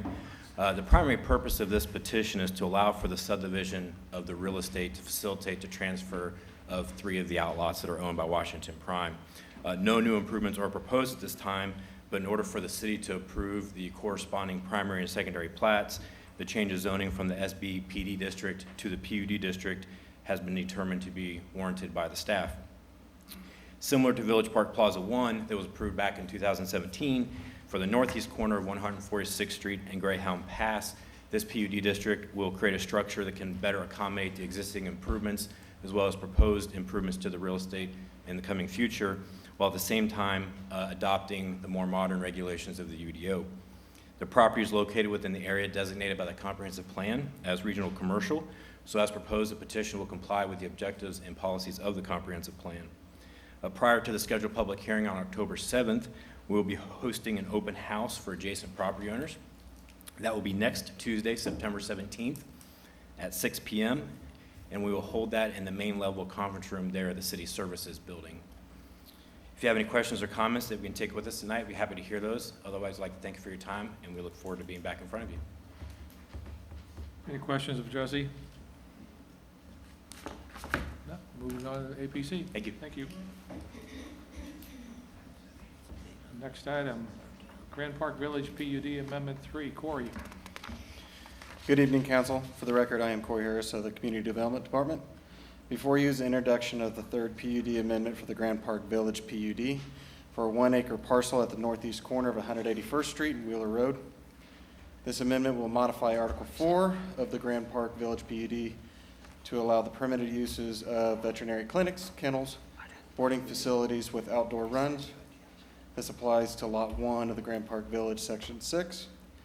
Jason Sanderson from RWE Management Company and Michael Mathis from Linden Group are here to present and answer your questions.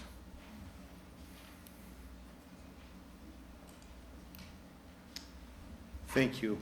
My name is Jason Sanderson with RWE Management. With me tonight is Mike Mathis from Linden Group Architects.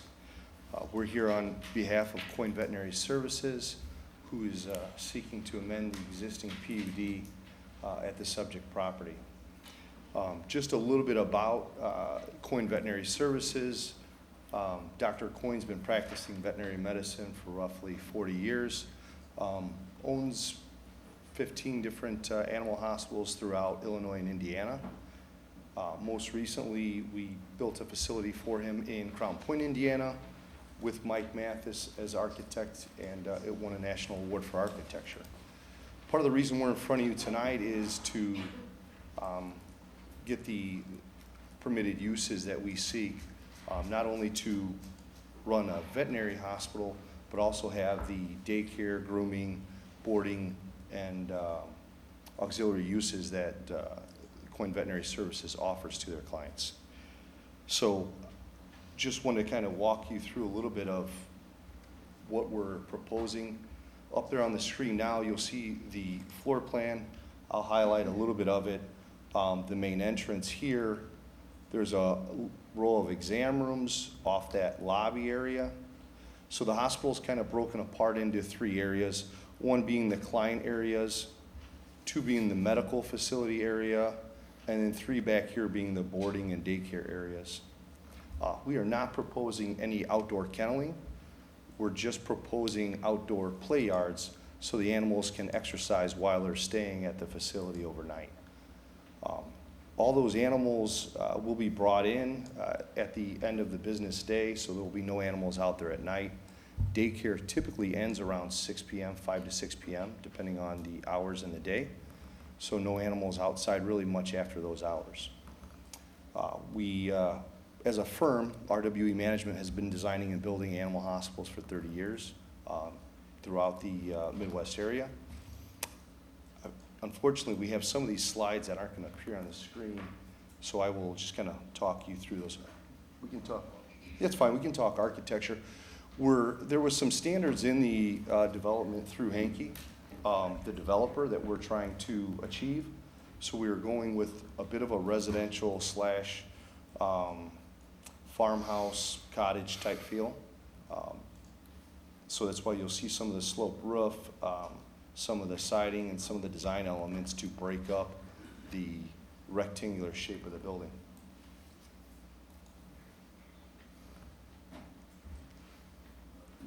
It might have to load. Up on the slides up here, I just want to kind of point out what these outdoor daycare areas look like. So right here is one of the facilities I mentioned earlier in Crown Point, and I'll hold it a little closer for you guys. You can do that, Jason, I'll stay on the mic. So these are fenced-in areas, 8-foot-high fences. Typically have artificial turf out there. That one specifically has an outdoor pool to it. That's part of the daycare experience for the animals. Yeah, we've done another one that had an indoor pool. I think there's another shot. Indoor play, I'm sorry. And then there's another shot on the bottom there of another play yard that is located in one of his other facilities. And these are just trying to picture what that outdoor play space looks like. We have this slide in here. This is in Crown Point, Indiana. We are not proposing to do outdoor kennels, as Jason mentioned. So we wanted to give you that picture to show you what we expect an outdoor kennel run is, and that this is not being proposed in this facility. Just the outdoor play yard, which would include a turf area fenced in by an 8-foot fence. The other thing to point out about those play areas, it is supervised play at all times. So it is supervised 100% of the time. And that's really why we're seeking to amend the PUD.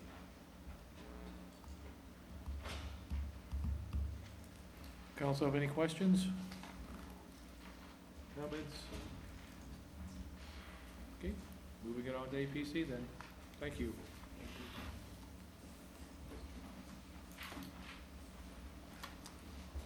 Maple Knoll PUD, ordinance 19-50.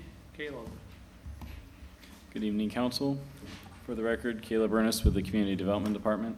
The item presented for introduction is an amendment to the Maple Knoll Planned Unit Development District, modifying the sign standards and materials in the architectural standards. The area is approximately 34 acres and is currently zoned the Maple Knoll PUD District. The area is located at the southeast corner of Spring Mill Road and State Road 32. The PUD amendment proposes modifying the sign standards to accommodate Myers signage and modify the architectural standards. Further, the amendment addresses the materials used for the Myers lot and gas station lot. All other architectural requirements of the UDO and Maple Knoll PUD are still applicable, as this amendment is only addressing the materials used. John Scheidler, Woolpert Inc., and Ashley McAmeyer are here to present details of the project. They are available for questions, as am I if council has any questions for staff. Thank you.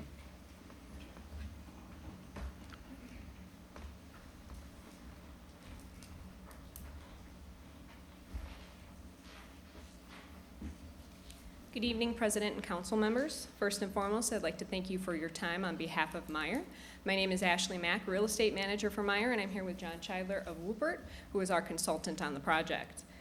We have been working very closely with staff on the Meyer Development Plan, and we're very excited to present this PUD amendment, as we believe it's a win-win for both the city and for Meyer. I wanted to provide a little bit of background on previous conversations with the city's staff prior to turning it over to John to go into details of the amendment. One of the biggest hurdles that Meyer saw coming into the Westfield community was the four-sided brick architecture requirement. If Meyer was required to build brick on a 160,000 square foot building, we wouldn't be able to make a deal pencil. As a solution, Meyer is proposing the use of precast wall panels with a brick imprint in an effort to satisfy the intent of the original ordinance. John will go ahead and present some pictures and do a side-by-side comparison for your evaluation to take a look at. Other than that, I think I want to turn it over to you, unless anyone has any Meyer-specific questions for me at this time. Any questions? Yes, okay, maybe later.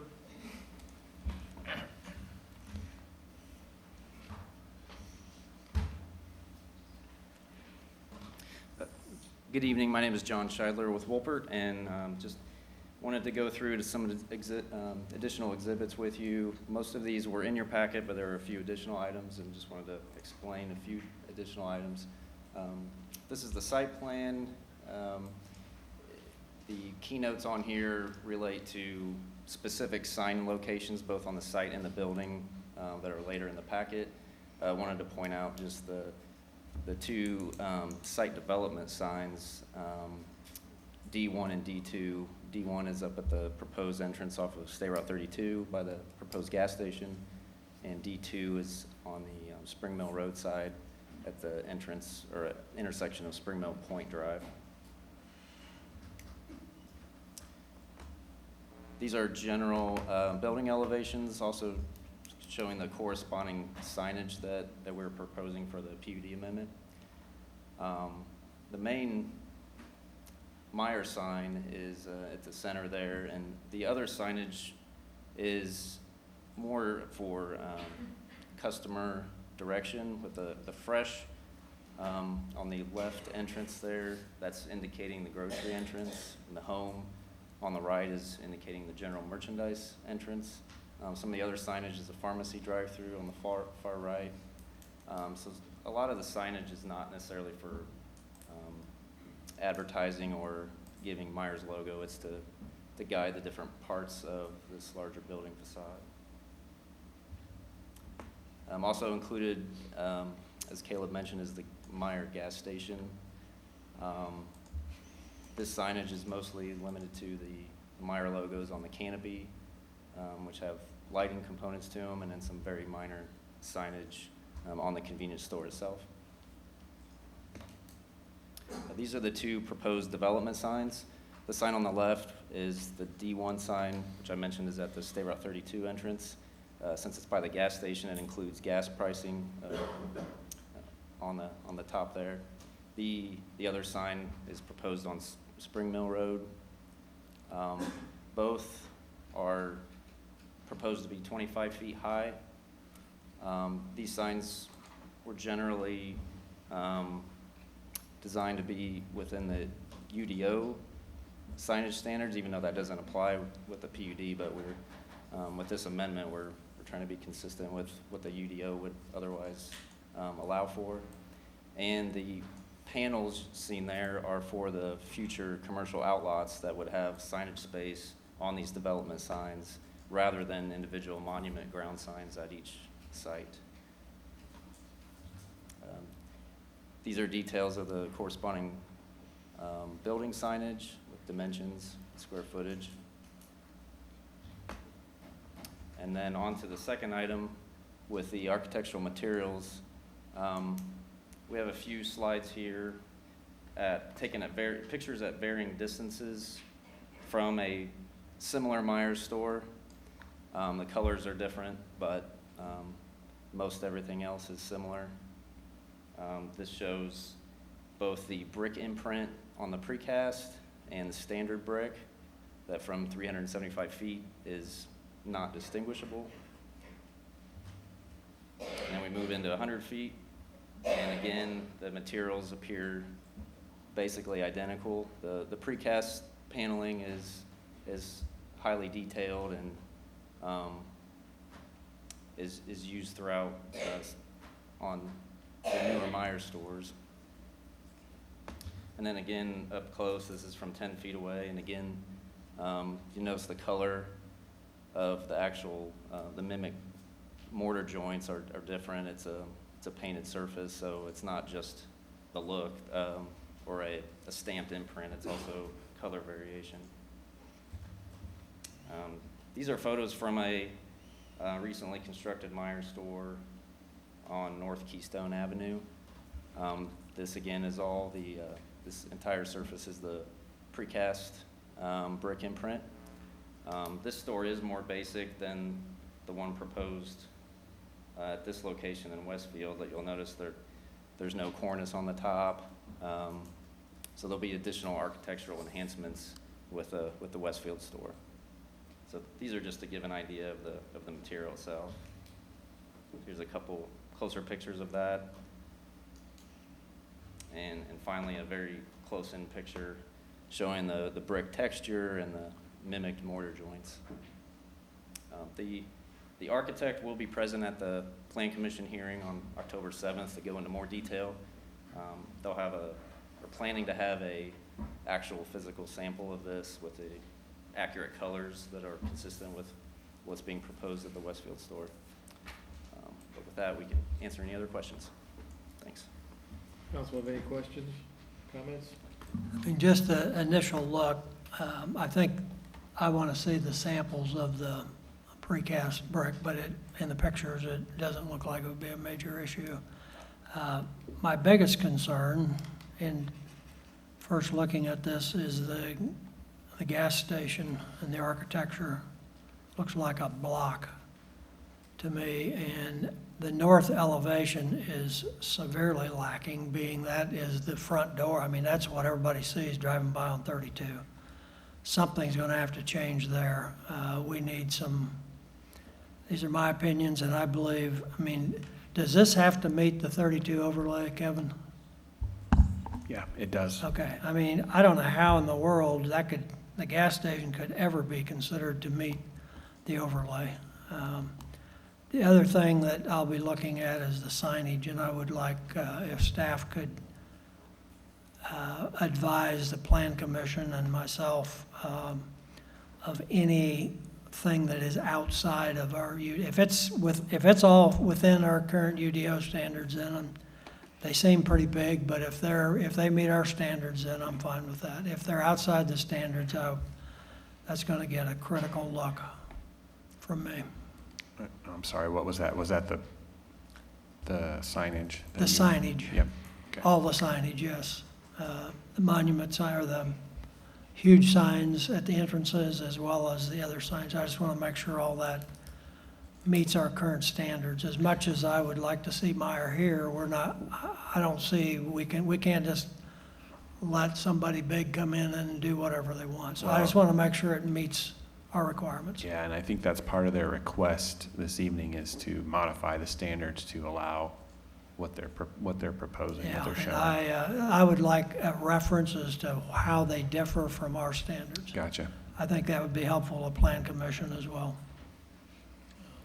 And just to provide some additional insight on why we need such big signage is we're kind of set further back. We're gonna have out parcels out front. We're building a public roadway. We're extending that Spring Mill roadway across the front. And we're also saying that our out parcels cannot have their own signs. We're just having a nice clean look with 2 development signs as part of the development. So we're trying to consolidate everything into one, just not to have a ton of small signs along the main drag. I mean, everybody's gonna know Meijer is there, I can assure you. We appreciate that. We love that. We're very excited to come There, here. I mean, it's all over our social media that this is happening, and you're not gonna need, I mean, you could have a small sign and you're still gonna get customers. I appreciate it, but So maybe those people who are think visiting, we need to, who we are have to visiting be. who don't know Meijer, it'll direct traffic there, and then also we need the size to, generate traffic for our out parcel uses as well. But we'll take a look and see if there's anything that we can do to maybe adjust them a little bit and address your concerns. I mean, the closer you can get, I mean, if you can meet our UDO standards, I'm fine. If anything that's outside of that is gonna have to be justified in my mind. to approve that. And the architecture on the gas station, that I is, agree with you. is sad. I definitely I'm agree. sorry you feel that way. I mean, just Fortunate look it's at a the Meyer north, brand. just look at the north elevation, it's like a block wall, there's no windows. I mean, the only thing I see to differentiate anything is the downspout. So that's facing our State Road 32, I mean, that's our front door. Understood. Is the color scheme here a new Yes, colors for brand new. you? Yep. Is that gonna be part of your brand going Correct. forward? Yep. So you have no, that white surface will weather well, or? Yes, you have any it concerns about is that over actually time? being rolled out right now in Ohio. It is under construction as we speak, so the first prototypes will be opening next year with this color. Other questions, comments? Okay, we will move this on to APC. Thank you. Thank you. Thank you.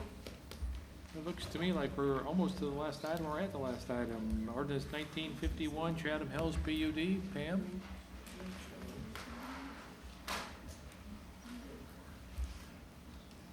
Steve, was it nice to be the last one on the agenda?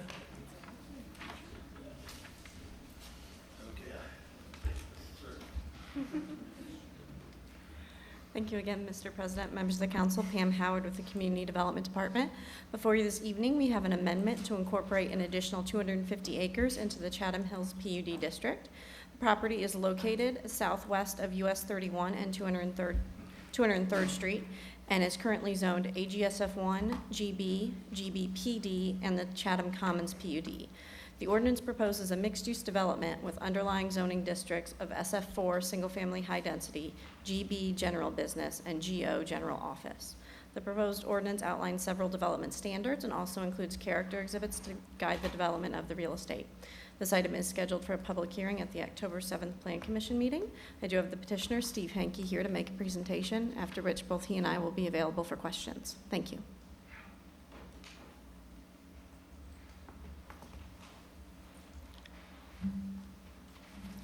Good evening, members of the council. We appreciate my name is Steve Henke. I reside at 3524 Club Estates Drive.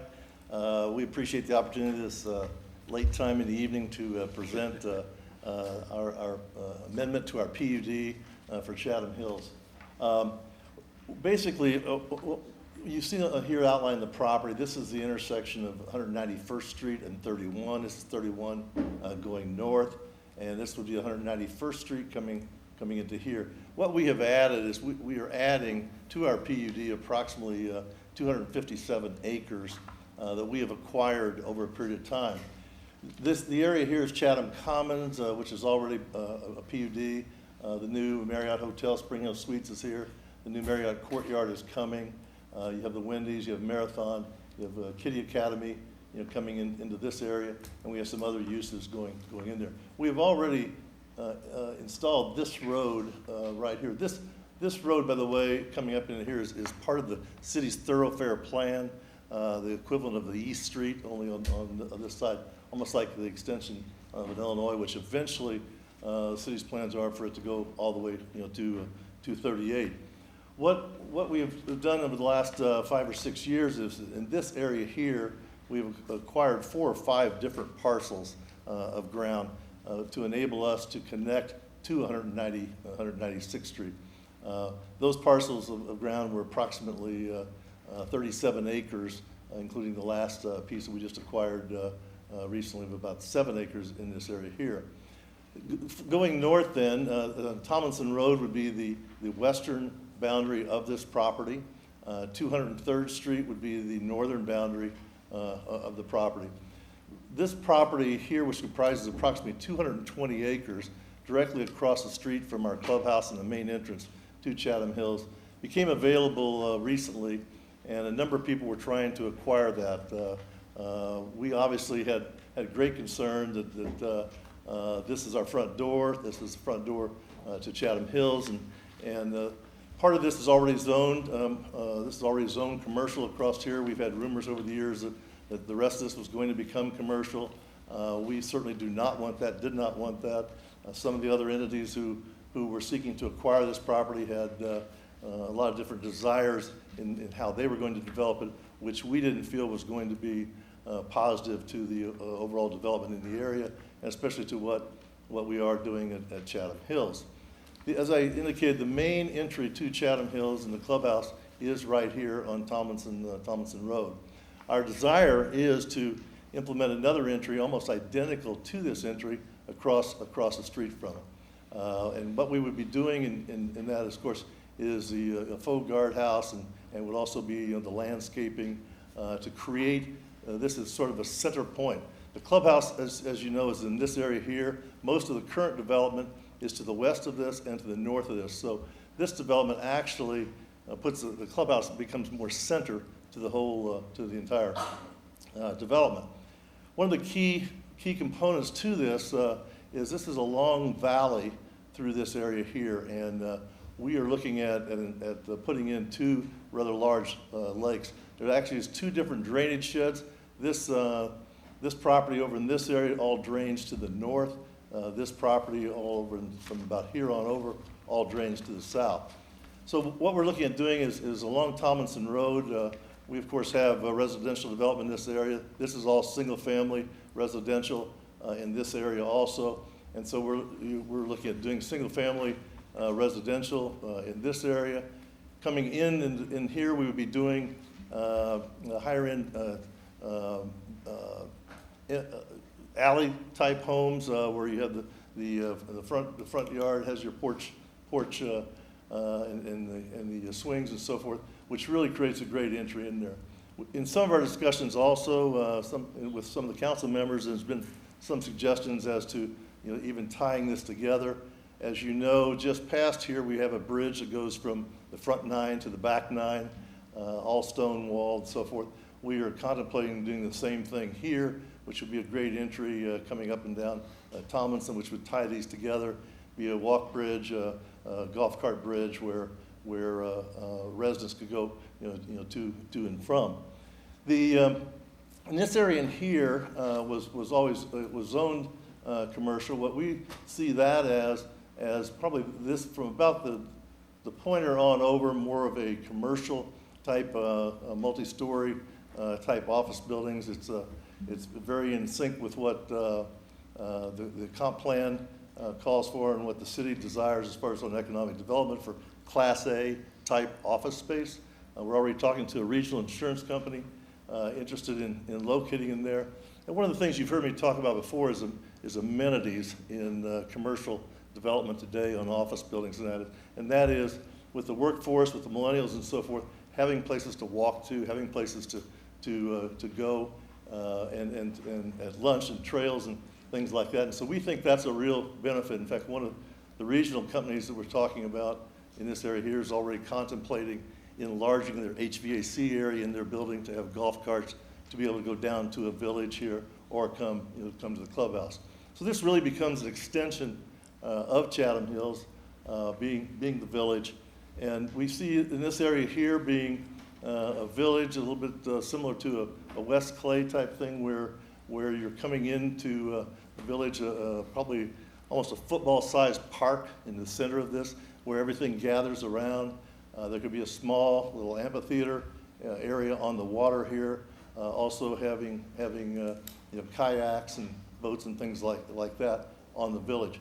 This area along here then, again, buffers from 31 would be a great area where we see more single or two-story type, more residential type office buildings being located on the lake.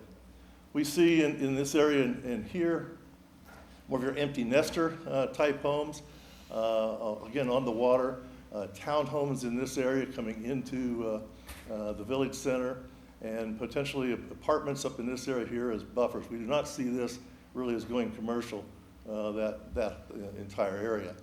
So we would be looking at doing probably a roundabout on 196th Street for road improvements. This, of course, then becomes the equivalent of East Street coming up through here. We would also then have a separate entry that would come here and come into the club. Buffering, we're looking at buffering and mounding, along 31 in this area here. We're also looking at buffering and extensive mounting, similar to what we've already done with the golf course in this area. In regards to residential, single-family residential here, we contemplate that these homes in this area will probably be in that $650,000 to $900,000 range.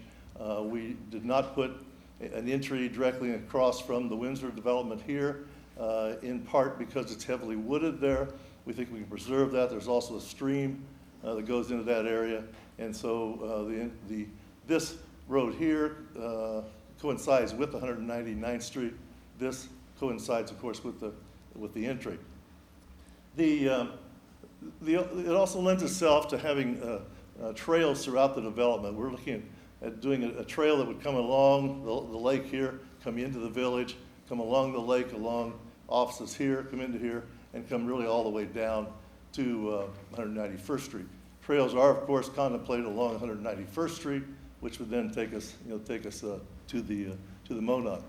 If we could go to the next pictures. Again, we see this as a West Clay type addition to Chatham Hills. We see this as a lot of empty nester type homes, empty nester type homes that would be in that $400,000 to $700,000 price range. We see homes probably on empty nester homes on the water, probably being in that $700,000 to $850,000 price range. Again, it's another look, again, creating that village feel as part of the village. These are also empty nesters, single-family homes in that $600,000 to $750,000 range. Again, more streetscapes, and again, when you're creating that village aspect, doing the small picket fences, the front porches, which really add character and amenity to really create that village feel. Along Tomlinson, as I said, we would see single-family homes across from the single-family homes, and those are the type homes we would contemplate and anticipate in that area across from Windsor and the single-family residences that are on Tomlinson at this time.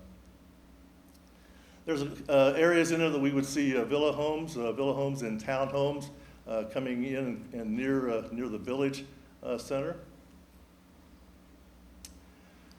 Heavy emphasis today on outdoor living, and that's a big part of whether we're doing the townhomes or doing the empty nester, doing the alley type homes for entryways. That's a really key component that we would see that extensively in this portion of the development. In the village area, we want to have an area there that will be, again, on the water, that you can go to get ice cream, you can go to a bakery, you can go walk down and visit your neighbors, you can go to get coffee, you can sit out on the water and have small restaurants and that type of thing, creating that village. And this is the type of architecture we would anticipate. Again, it's more of that New England feel, which is what Chatham Hills is now. Hampton's, New England. So it's kind of the perfect scenario where, with a golf cart community like that, you can go outside and turn one direction, and you're going to the clubhouse, and the fitness center, the bowling, the indoor-outdoor pools, going the other direction, and you have your village where you can walk to or ride your bike or take your golf cart. This is an example of Haagen-Dazs ice cream facility in the villages in north of Orlando, Florida, that we would see that type of usage, those type of buildings on the lake. Again, similar type look, that New England type look going into our village. This is an ice cream shop. This in Bar Harbor, Maine. This type of look as you go on the water, creating the accent and the feel. This again is another situation where this is actually one building, but you make it to look like more than one building, and you can actually create a great streetscape with that. That is all. This building, although it looks like it's an individual building, is all part of other buildings. Again, here's that same look, the detail, the white trim, the entries, really appealing to the village and lakefront feel. With that, as I indicated, we would see in the village area a park that's probably about the size of a football field. That would be the center portion of the park with shops and restaurants and so forth located around it, a gathering area where people can come down and have coffee and have small music type events on the water and doing a little mini amphitheater type thing there.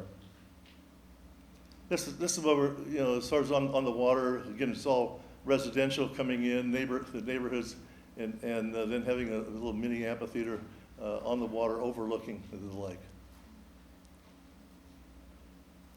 These are the type of looks also, places you build and create on the water where you can sit in here and have cocktails and drinks and so forth. Again, your kayaks and boating, you do a little mini marina for that. Then there would be an area that would be apartments that would also be close to the village. The village becomes a real amenity for that. The apartments also, especially located on along the northern part there along 31, becomes a buffer for all the residents in regards to noise as well as visibility of 31. We would see office buildings, 1- and 2-story office buildings on the water, as I mentioned earlier. And then as you go off the water along 31, the next slide I think we're showing more multiple-story buildings.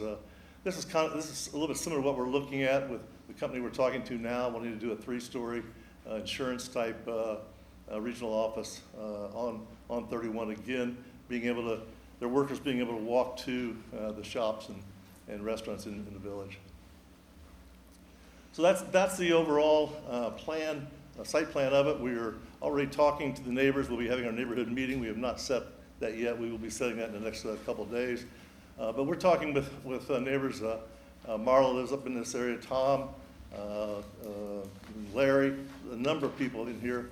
There's a big drainage problem here. We're looking at putting in lakes, ponds behind their houses, working with them. They're really good about it. This area up in here, with the homes up here, we're looking at preserving some of this woods as a buffer along here. We're also, there may be villa homes across from, let's say, apartments up in this area. With those villa homes there, we're not taking them to 203rd because we have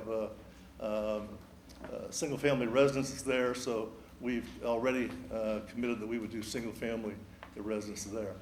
Again, this is that area then along Tomlinson that would be probably the $700,000 to $900,000 single-family homes across from the other single-family homes in this area here.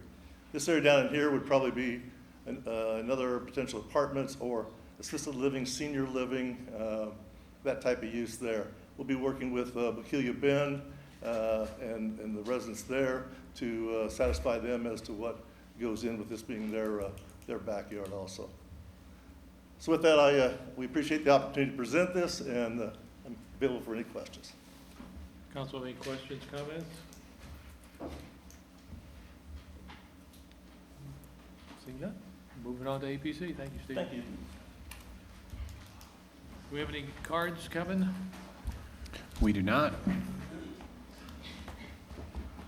On to council response. We don't worry about that. Council comments. We've had 2 Plan Commission meetings since our last meeting. One was August 19th. We had 2 consent agenda items that were approved, the North Point Lot 2 warehouse, a Burger King, and Monon Crossing. Other items of business, we sent a favorable recommendation to this body on Midtown at Westfield PUD. We held quite a few public hearings on the following PUD: Spring Mill Center, a development plan, site plan for Spring Mill Station, southwest corner, PUD, the landing of Village Farms, PUD, Orchard View at Westfield, a PUD, Alpha Tau, PUD and also the development plan, site plan for that. And the one item was withdrawn, that was the I-Beach 31 at Grand Park PUD. So that item has been withdrawn. That was through this body several months ago. On September 3rd, last week, our items of business were Spring Mill Center PUD. That was sent to this body with a positive recommendation, as well as Orchard View of Westfield. We had a bunch. Public hearing items, Union Square at Grand Junction PUD. Held the public hearing for the Alpha Tau PUD. Spring Mill Point PUD. Meyer Westfield subdivision, development plan, site plan, 181st Street PUD Amendment 5. Wheeler Landing, Section 2, a development plan, site plan. These were all public hearings, by the way. Wheeler Landing PUD amendment, and that was actually sent to the council with a favorable recommendation due to the lack of any comments, and it was ready to go. Wright's Property Group at Grand Park PUD, that was a public hearing on that. Cedar Brook Commons PUD, Atwater PUD, and Lancaster. Development plan, site plan. Final item was the Unified Development Ordinance Amendment for the fall of 2019. That had a public hearing, and that'll get action probably at our next meeting. That was it, just a few things. A long report, much less imagine the meeting. Yeah, they were kind of long. Other city council comments? We have no mayor hall comments, so I would entertain a motion for adjournment. Move to adjourn. Is there a second? Second by Joe Edwards. All in favor, by voice vote, signify by saying aye. Aye. That's unanimous. You're adjourned.